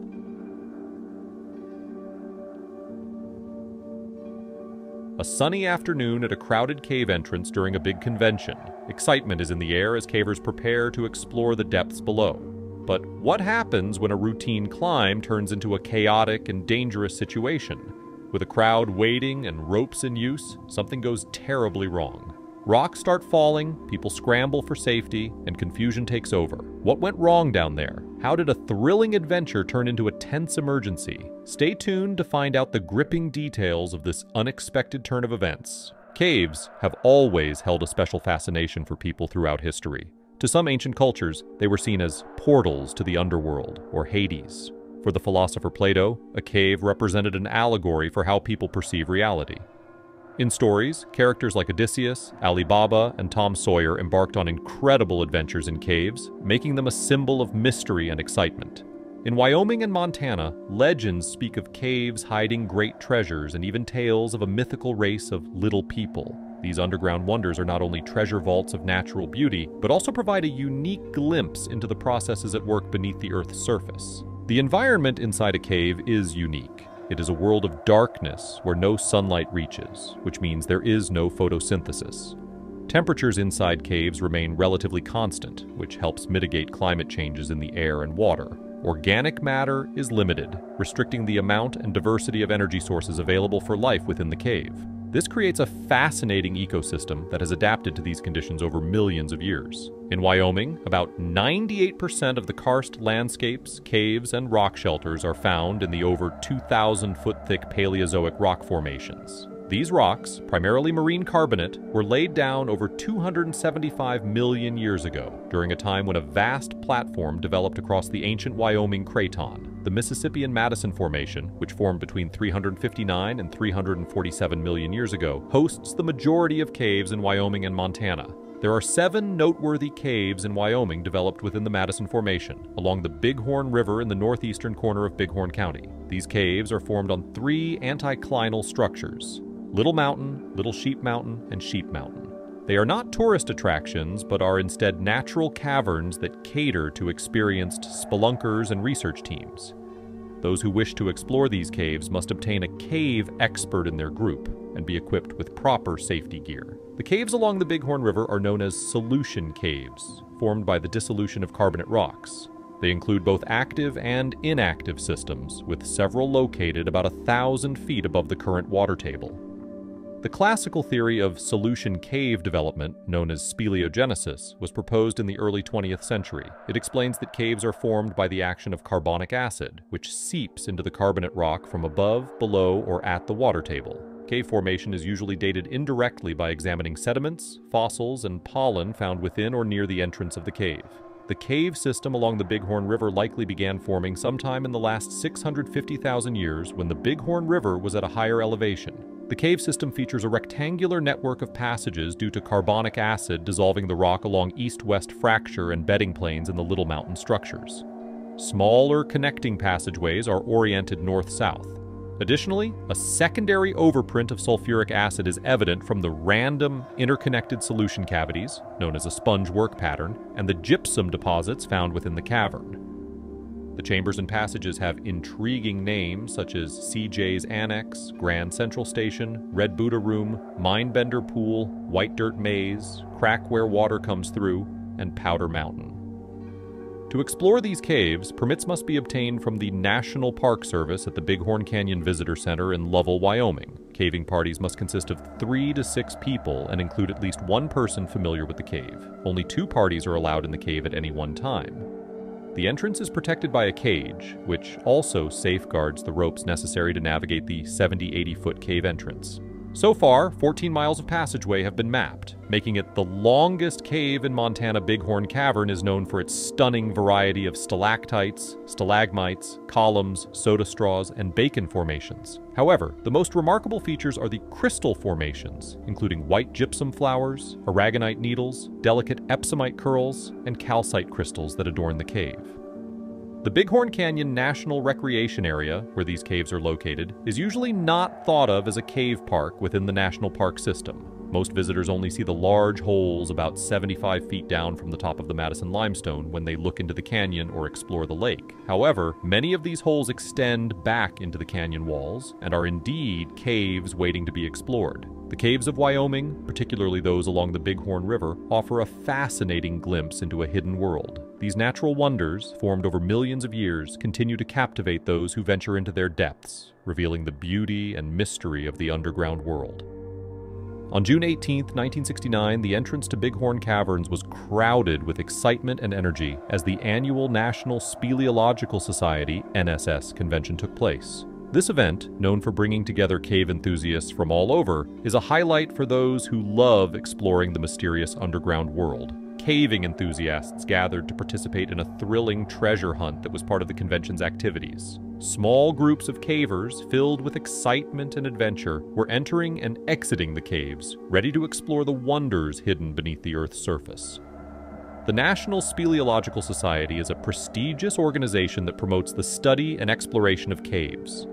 Each year, they host a convention that attracts caving enthusiasts, researchers, and explorers from all over the world. The event features a variety of activities, including workshops, presentations, and of course, caving expeditions. It's a time for people who share a passion for caves to come together, learn from each other, and embark on exciting adventures. For many, it's the perfect opportunity to indulge their craving for exploration and to discover the mysteries that lie within the depths of the Earth. The entrance Bighorn Cave system is a funnel-shaped sinkhole that leads into a deep fissure about 64 feet down. The area is surrounded by loose rocks, making it a challenging and potentially dangerous spot for cavers.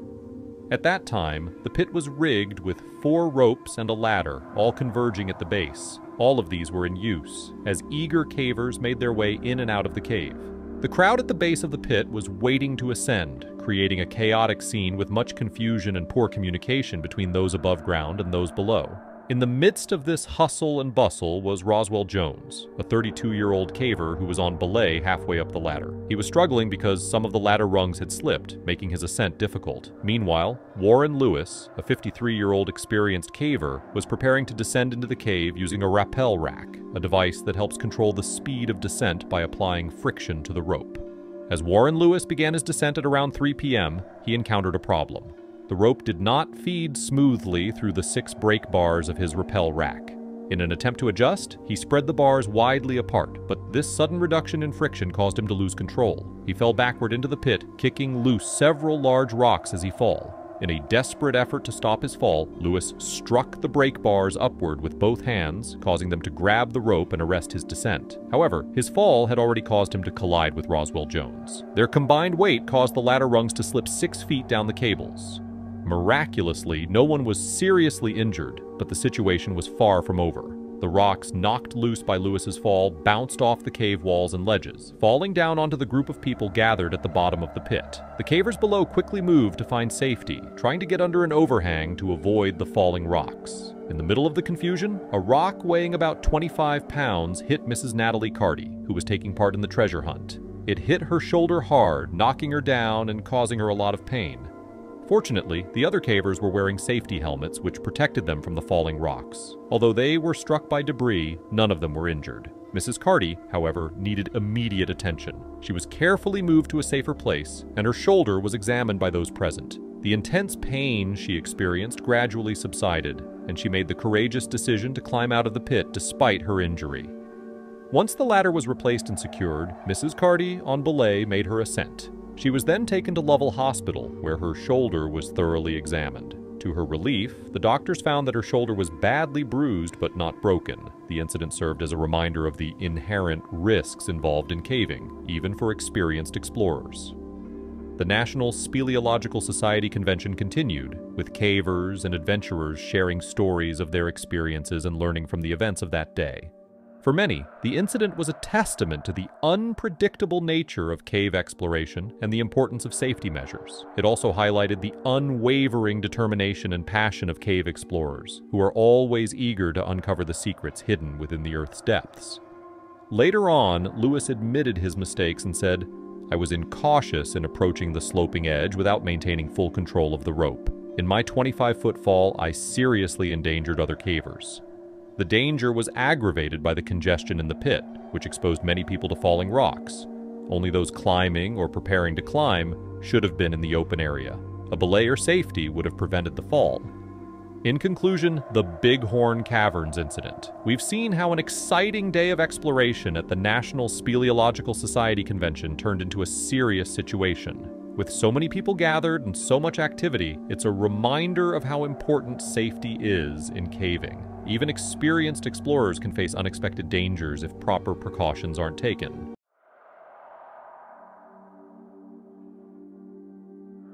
Have you ever felt the darkness around you when you were all alone in a place? That silence that makes us fear even a slight door opening? But how would one feel being lost in a dark cave where not a single glimmer of light exists? How would you know which step leads where? Today, we are going to uncover the real-life stories of cave divers who have faced terrifying darkness. Most cave explorers aspire to go into caves that are yet to be properly discovered. Their explorations had led to significant discoveries, including hidden rock formations, ancient fossils, and clues about the past. Each expedition into these caves presents an opportunity to uncover something valuable and to gain insights into history. Deep in Arizona, there is a secret cave that only a few people have seen. It is known as the Black Cave. With over 200 caves in the States, some adventurers want to explore this hidden gem. Fueled just by this motivation, Thomas Edward maintained his passion for cave exploration. Thomas was a passionate explorer who felt a strong pull towards the secrets of the Black Cave. He visited this cave many times,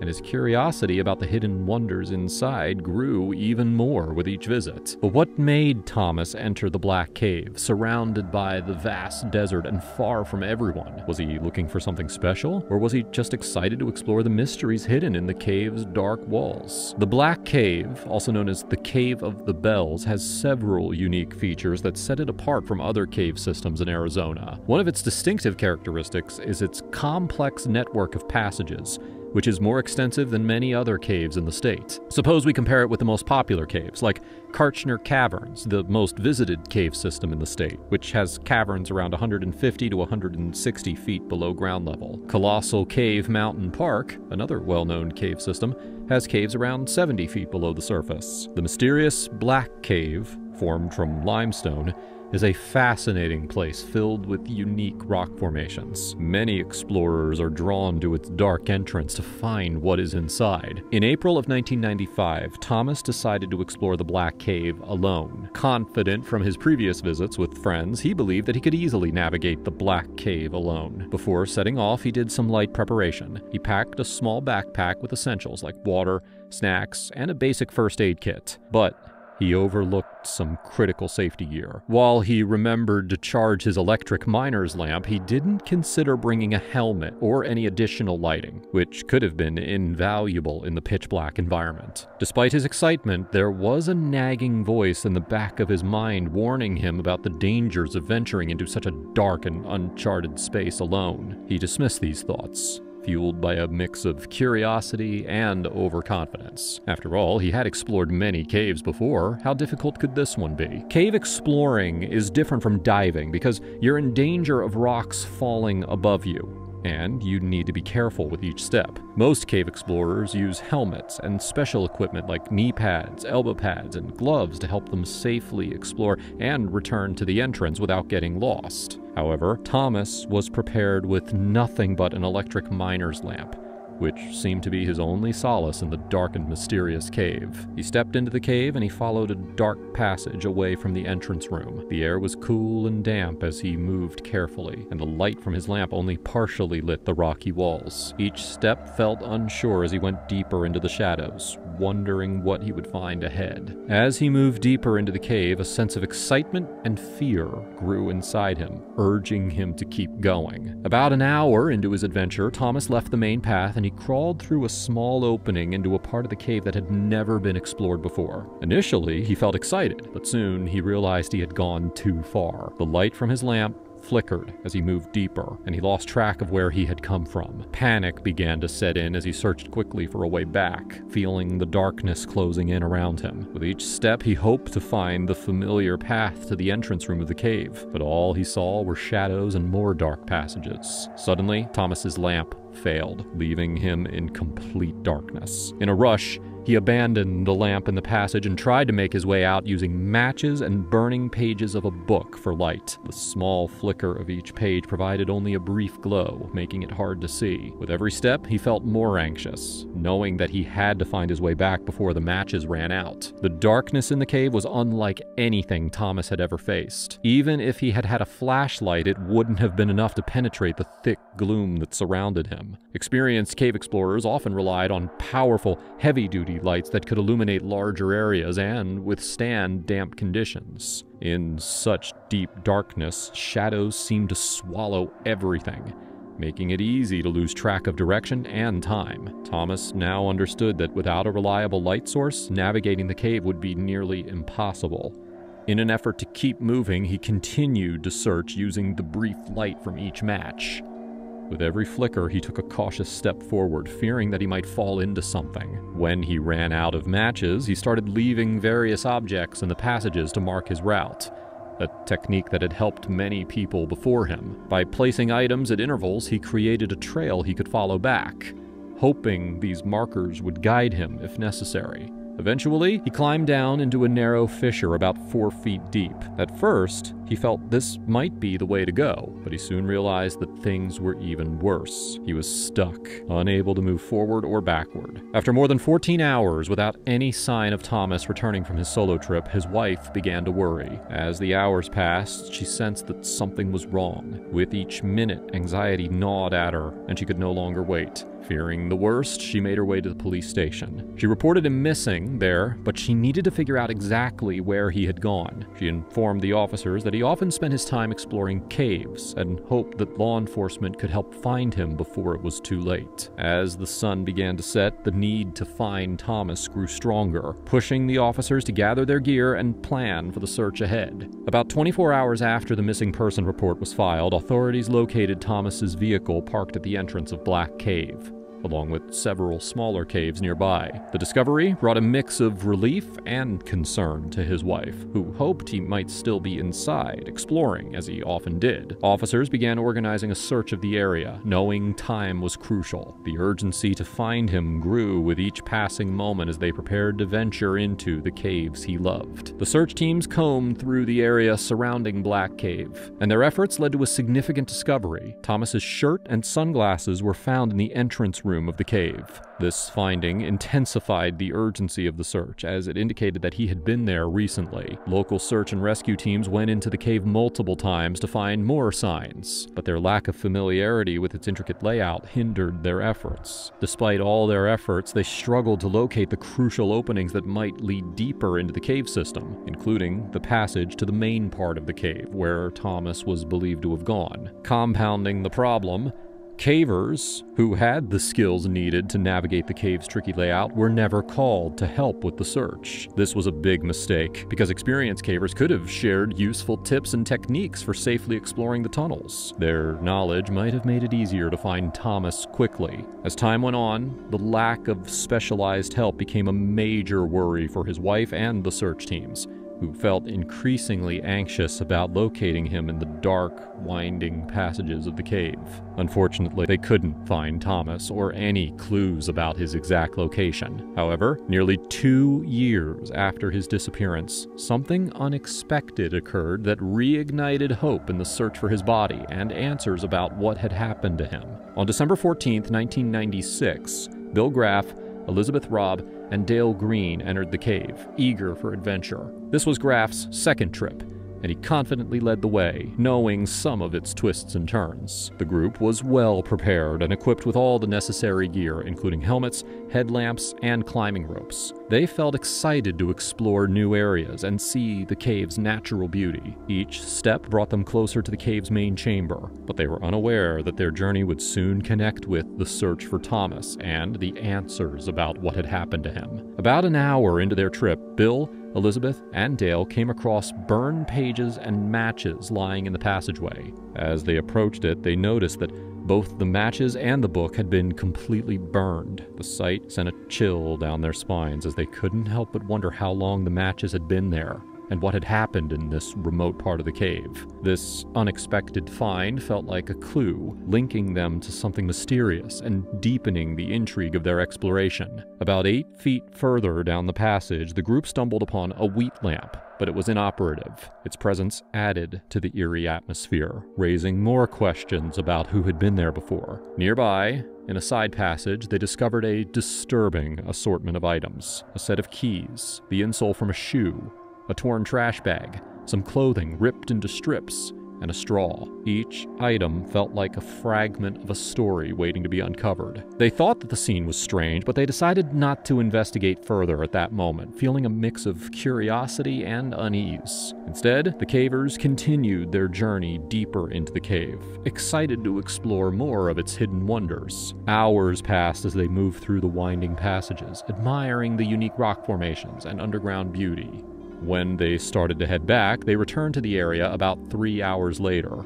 This time, the earlier discoveries stayed on their minds, and they felt a strong need to figure out the mystery behind the strange items that they had found. They decided to explore the passage where the keys were first found, which was about 3 feet wide and 18 inches high. Elizabeth and Rob led the way, carefully following the airflow to the right at the center. As she crawled through the narrow opening, she discovered a shoe lying in the passage, its laces still tied. A few feet further, she found a sock. Each item deepened their concern, suggesting that someone had been there recently. A short distance further, Elizabeth came upon what initially appeared to be a clump of fur. Her heart raced as she bent down for a closer look. To her horror, she realized it was not fur at all, but the head of a body wedged in a crevice in the passage floor. Shock washed over her as she struggled to process the grim discovery. The chilling reality of their exploration hit her hard. They had stumbled upon something far more serious than they had expected. Unable to speak, she turned back to the others, knowing that they needed to leave the passage immediately. Before exiting the cave, the cavers quickly photographed the body and the surrounding area to document their discovery. They took the keys they had found earlier, hoping they would help in identifying the person. Knowing the importance of their find, they carefully left reflective markers along the route to ensure that they could return to the location. They quickly reported their discovery to the sheriff's office,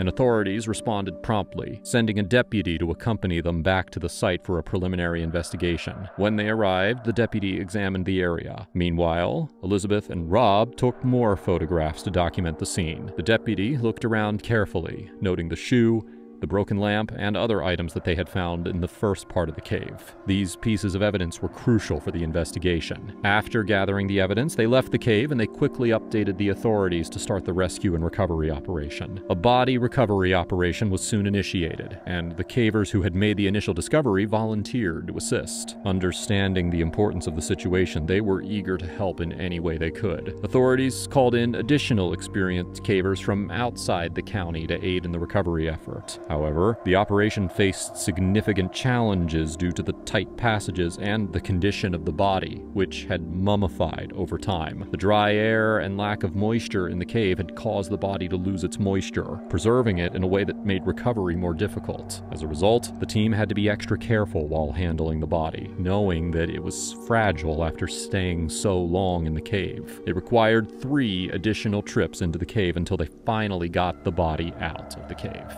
While recovering the body from the depths of the cave, they also found Thomas's wallet stuck in a crevice with the body. This key discovery confirmed his identity and brought a sense of closure to his family after 2 years of his disappearance. Thomas's mistakes led him to suffer alone in the cave, where he faced his fate without anyone to help. His tragic journey serves as a reminder of the dangers of exploration without proper preparation and knowledge. Now, let's shift our focus to another gripping tale of adventure and misfortune. In the summer of 1978, 3 explorers decided to dive into Lake Vouliagmeni, a sunken lake in Greece shrouded in mystery. An Air Force sergeant, an airman, and a civilian brother were excited about exploring the unknown, but little did they know what was about to happen next. Mark and Jan Granroth, siblings in their early 20s, were passionate divers who thrived on adventure. Mark, 21, worked in the family business, while 20-year-old Jan embraced her love for the underwater world as an Air Force airman stationed at Helikon Air Base near Athens, Greece. There,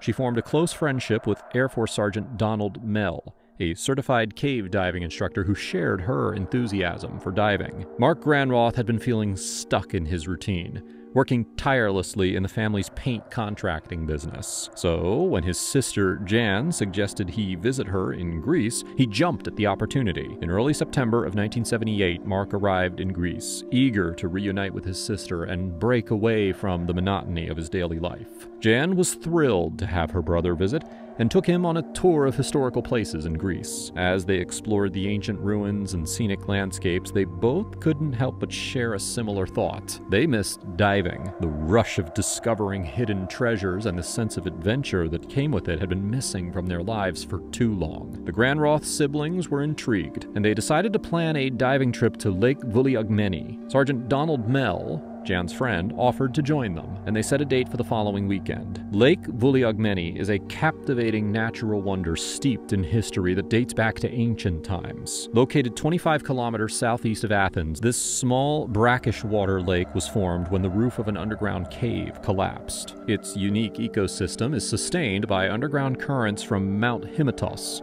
which provides warm seawater between 28 and 35 degrees Celsius and fresh water from a spring at a depth of 17 meters. The lake is known for its intricate network of 14 underground tunnels, including the longest one in the world, which stretches an impressive 800 meters. However, it is important to note that inexperienced divers have tragically lost their lives here, often due to unfamiliarity with the underwater environment and inadequate equipment. As the beauty of the lake called to them, the potential dangers were far from their minds. On September 9th, Mark, Jan Granroth, and Sergeant Donald Mell were ready to explore Lake Vouliagmeni's beauty and mystery. Donald, the oldest and most experienced diver, was appointed dive leader. With a reassuring presence, he briefed the group on safety protocols and shared insights about the unique underwater environment that they were about to explore together. Well, despite their enthusiasm, they made several mistakes during the preparation. They made the crucial mistake of not bringing sufficient lighting, fully aware that the cave complex would be shrouded in darkness. Natural light begins to fade significantly beyond a depth of around 20 meters,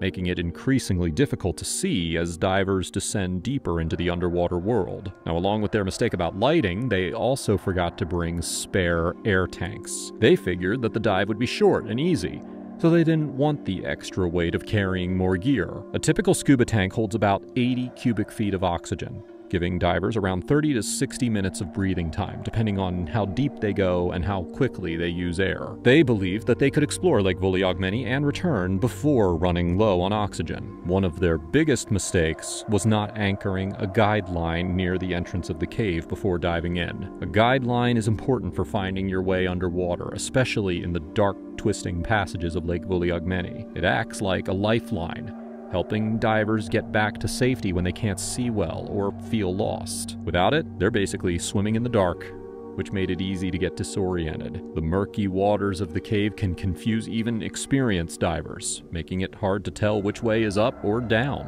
A guideline would have given them a clear path back, providing comfort in a tricky situation. Everything initially felt easy as they began their dive and tried to cross the entrance.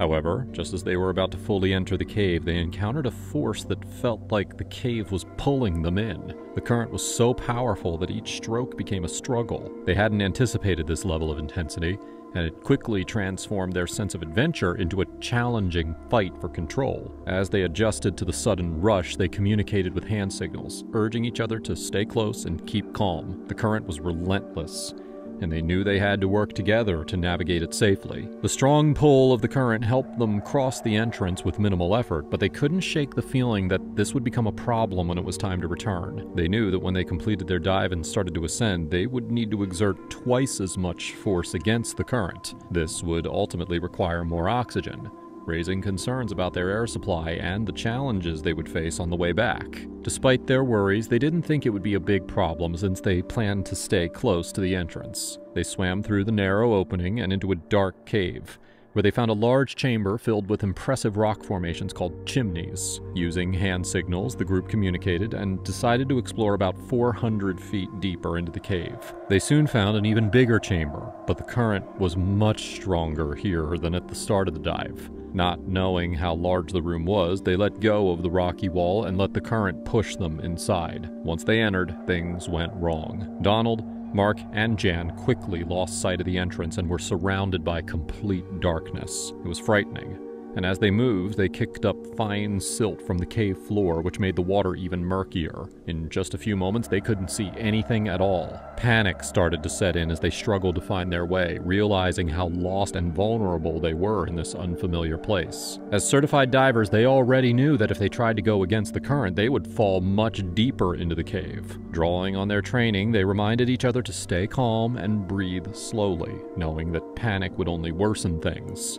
They were also aware of the risk of nitrogen narcosis, which can happen when divers go too deep too quickly. At greater depths, the pressure causes more nitrogen to dissolve in their blood, making them feel dizzy or confused, almost like being drunk. This can cloud their judgment and make it hard to think clearly or move properly. Understanding this risk made them more determined to stay focused and work together to return to safety. With their hearts racing, they knew that they had to devise a plan to find their way back. But as time passed and their efforts proved fruitless, hope began to fade. As time passed, and when Donald, Mark, and Jan didn't come back after a few hours, the police and search and rescue teams quickly arrived to look for them. They searched the lake and the area around the cave entrance, but they found no sign of the divers. To track the water flow, the authorities released a large amount of dye near the entrance, hoping that it would show which way the divers had gone. Sadly, this method didn't help. Soon, professional divers from the American and Greek navies joined the search, but they had no luck. By the next morning, it became clear that the chances of finding the divers alive were slim. Their only hope would have been to find an air pocket inside the cave before running out of air, especially since they didn't have spare tanks. Their bodies remained in the cave until a group of volunteer Greek divers discovered 2 sets of remains in October of 2006. The tragic search highlighted the dangers of diving in such perilous environments. In the end, what began as an adventurous dive ultimately cost Donald, Mark, and Jan their lives.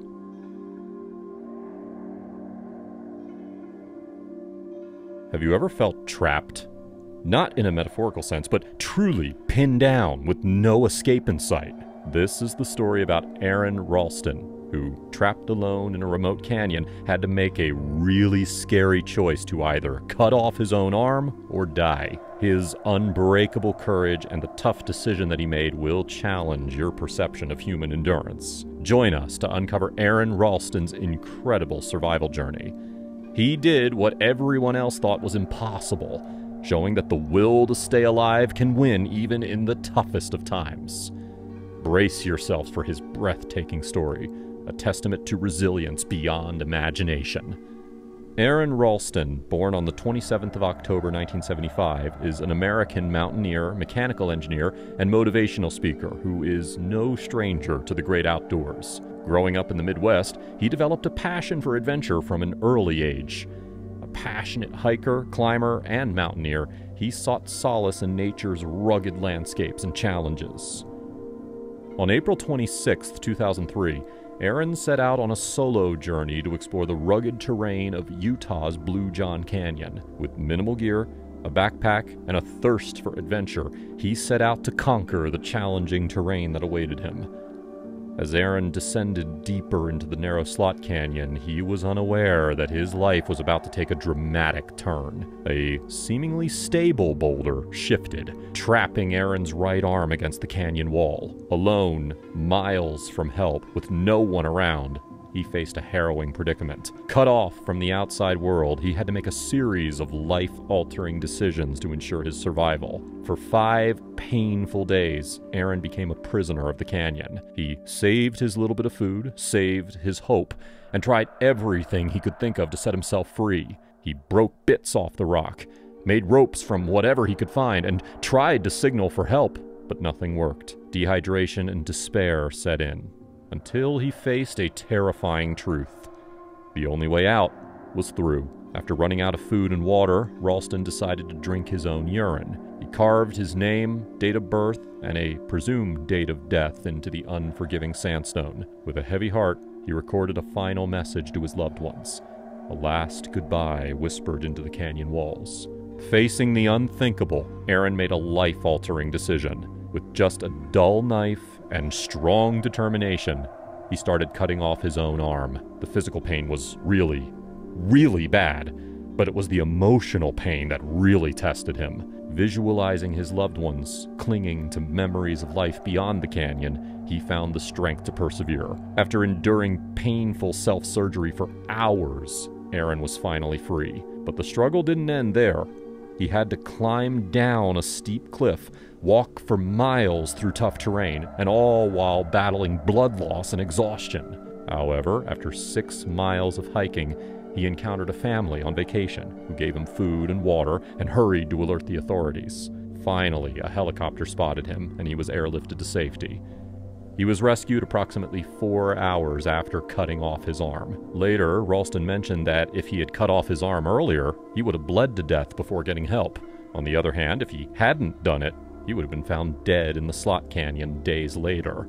Aaron's survival became a symbol of not giving up, making people rethink how they see risks and being ready when they're outside. He wrote a best-selling book, Between a Rock and a Hard Place, and his story was adapted into the award-winning film 127 Hours. However, his journey wasn't just about physical survival. It was a testament to the human spirit, the will to live, and the power of the mind to overcome seemingly insurmountable odds. Aaron's story isn't just about surviving a physical ordeal. It is about having the mental strength to tackle our own challenges. He talks about mental health and urges everyone to go beyond what they think they can do. His message is simple. Even when things seem tough, there is a way out. Not just physically, but also emotionally and mentally. His survival became a symbol of determination, pushing people to reevaluate their own perspectives on risk and preparedness in the great outdoors.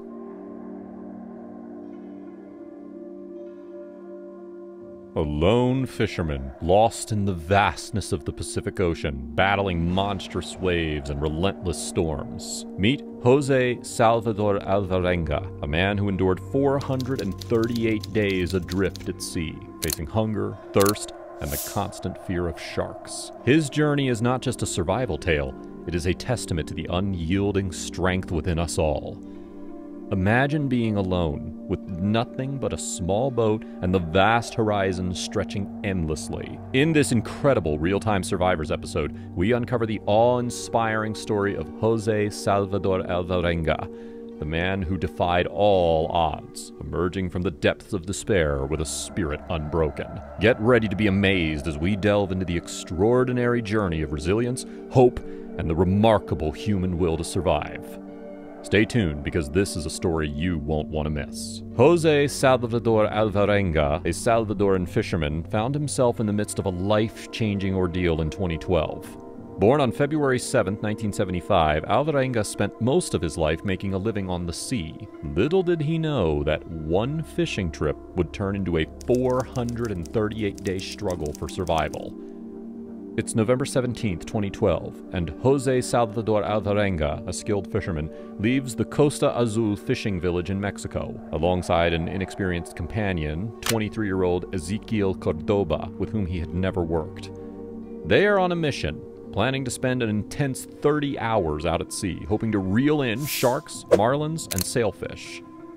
Shortly after embarking, their boat was hit by a storm that lasted 5 days, during which the motor and most of the portable electronics were damaged. Though they had caught nearly 500 kilograms of fresh fish, the pair were forced to dump it overboard to make the boat steer in the bad weather. Alvarenga managed to call his boss on a two-way radio and request help before the radio's battery died. They didn't have sails, nor oars, nor anchor, nor running lights, nor any other way to contact shore. The boat began to drift across the open ocean. Much of the fishing gear was also lost or damaged in the storm, leaving them with only a handful of basic supplies and little food. A search party was sent, but after 2 days with no success, their boss gave up and assumed that they had drowned. Alone and without food or supplies, the two fishermen survived by eating raw fish, turtles, and jellyfish. They drank rainwater and turtle blood. As weeks turned to months, Cordoba became severely unwell from eating months' worth of raw food and died. Alvarenga saw many big ships, but he was unable to find any help. He knew how much time passed by counting the phases of the moon. After counting 15 moons, he saw land, a small, lonely island in the Marshall Islands. On January 30th, 2014, he left his boat and swam to shore. There, he found a beach house owned by a local couple. The distance he traveled is said to be between 5,500 to 6,700 miles. At first, some newspapers said Alvarenga counted 15 moons, which they thought was 16 months. Later, they corrected it to 13 months. After his rescue, Alvarenga faced the challenges of reintegration into society. His health had suffered, both physically and mentally, but with the support of medical professionals and loved ones, he began the process of rebuilding his life. Alvarenga's parents hadn't talked to him for a long time, and they thought he was dead even before he disappeared. When they found out he was still alive, they were really happy. His dad said he prayed for him. Alvarenga's daughter, upon hearing the news, said that when he comes back, the first thing she'll do is hug and kiss him. Jose Salvador Alvarenga's story is a testament to the indomitable human spirit. Against all odds, he survived an unimaginable ordeal at sea, teaching us the value of resilience, hope, and the will to live.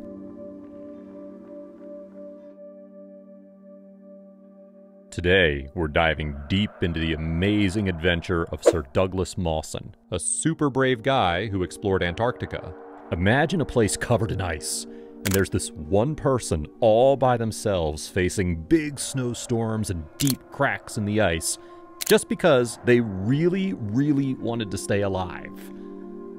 Sir Douglas Mawson's life is like a real-life movie happening in the freezing cold. Think about being stuck in really tough weather, dealing with super tricky situations, and not just fighting the cold, but also feeling scared inside. Mawson's story teaches us about being really strong, super brave, and always wanting to learn new things. Come along as we discover the cool and inspiring journey of a man who faced total loneliness and became a real-life hero. Buckle up for an adventure story that might give you goosebumps. Sir Douglas Mawson was an Australian geologist, Antarctic explorer, and academic born in England who later came to Australia on the 5th of May 1882, a time when the spirit of exploration was in the air. From a young age, Mawson was fascinated by the mysteries of the unexplored world. His passion for geology and adventure led him to pursue a career in exploration. In December of 1911, Mawson led the Australasian Antarctic Expedition, a groundbreaking mission to explore the uncharted territories of Antarctica. The goal was not just scientific discovery, but also to push the boundaries of human endurance in one of the harshest environments on Earth. The objectives were to carry out geographical exploration and scientific studies, including a visit to the South Magnetic Pole. Mawson and his buddies, Xavier Mertz and Lieutenant Belgrave Ninnis, went through really tough weather, dangerous landscapes, and the constant worry of being all alone. It was super hard, but Mawson, being a great leader and really determined, helped the team keep going. They faced big challenges, but Mawson's strong leadership and never-give-up attitude pushed everyone ahead. Mertz was skiing, and Mawson was on his sled with his weight spread out. Ninnis was walking next to the second sled, but then Ninnis fell into a crack in the ice, and the snow covering it broke because of his weight. 6 of the best dogs, most of their food, the tent, and other important things fell into the big crack. Mertz and Mawson saw one dog that didn't make it, and another one that got hurt on a ledge about 165 feet below them. Mawson found himself in a life-or-death situation. He had to make a really tough choice to save himself. It was a very sad decision, but he had to cut the rope to stay alive. Mawson and Mertz were now all by themselves in the freezing Antarctic. After a brief service, Mawson and Mertz turned back immediately. They only had enough food left for 1 week for both of them, and no food for the dogs.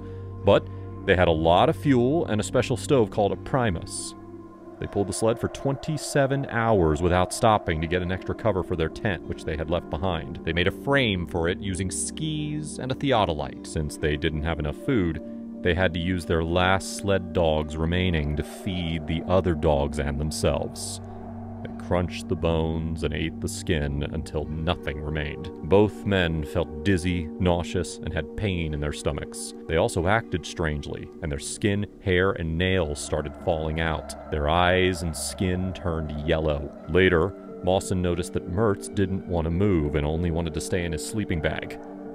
Mertz had more seizures, and then he went into a deep sleep and never woke up. He passed away on January 8, 1913.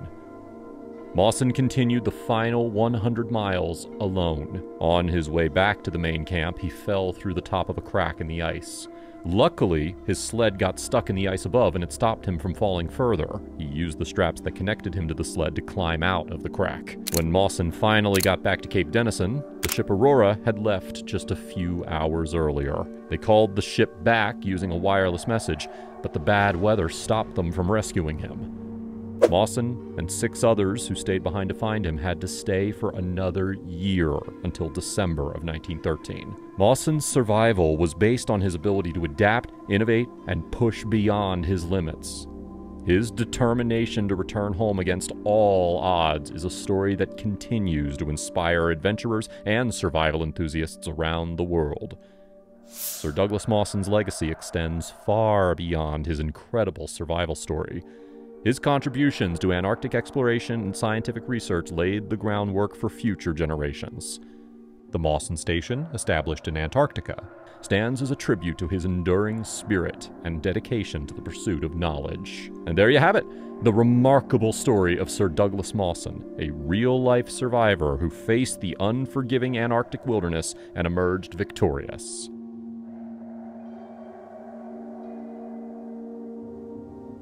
In the vast heart of the Australian outback, where scorching heat meets endless horizons, one man's ordinary road trip turned into an extraordinary tale of survival. Meet Ricky McGee, a simple electrician whose life took a dramatic turn when his car broke down, leaving him stranded in the unforgiving wilderness.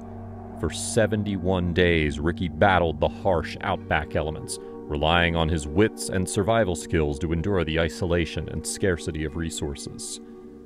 Join us as we unravel the incredible tale of Ricky McGee, lost in the outback, a gripping journey of resilience, resourcefulness, and the indomitable human spirit against all odds.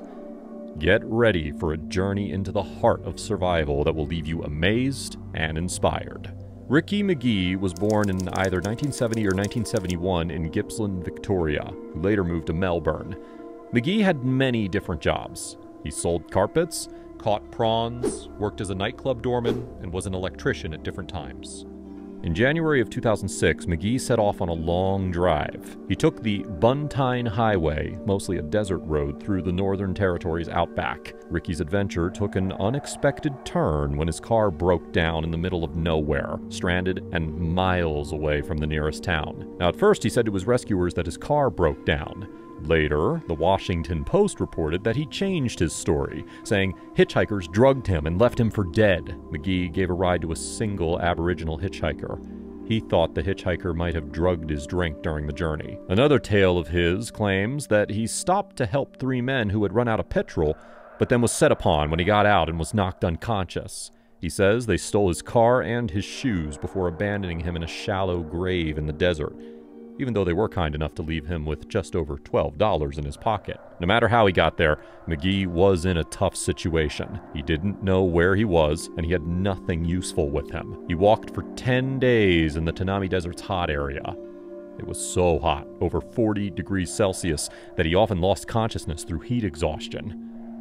McGee stayed alive by eating leeches, insects, snakes, ants, lizards, and plants. He drank water from dams and waterholes and searched for food every evening. He only ate once a day to survive. When there was no water, he drank his chilled urine to reduce the taste. McGee baked in the day and froze at night. He made shelters from old branches, and later found a broken windmill. Using a cattle yard's feed trough, he built a small home on a dam, living there for 10 weeks. McGee got very weak, struggled on daily trips for food, and even faced a dangerous tooth problem. With weakened strength, he managed to remove an abscessed tooth using his car keys. After being missing for 71 days, McGee was found around 50 kilometers away from Birindudu Station. Local station workers and trainees called jackaroos discovered him. When they found him, McGee was extremely hungry, sunburnt, and in bad shape from lack of food and exposure to the elements. The manager of Birindudu Station described him as just a walking skeleton when they brought him in, and mentioned that the area that they found him in was one of the most isolated places in Australia. On April 5th, 2006, McGee was flown to the Royal Darwin Hospital. The medical staff said that he was very thin, but he did have enough water in his body. While at the hospital, the police talked to McGee, but they didn't find any proof that he did something wrong. They couldn't even find his stolen car. According to McGee, during his time in the outback, he encountered various challenges, from extreme weather conditions to encounters with wild animals. His resourcefulness and determination were truly remarkable as he fought against the odds to stay alive. When McGee was rescued, his tough journey in the outback was finally over. But new challenges came up. The media got really interested, and some people didn't believe his story. Despite all that, Ricky stuck to his story about surviving in the wild. Ricky McGee's story shows us that life can be full of surprises, and people can be really tough. It's not just about being strong physically, but also being strong in your mind and able to adapt to tough situations. And there you have it. The incredible tale of Ricky McGee, a real-life survivor who defied the odds in the Australian outback. If you found this story fascinating, don't forget to hit that like button, share it with your friends, and make sure to subscribe for more captivating tales of real-time survivors. Until next time, stay curious and stay prepared.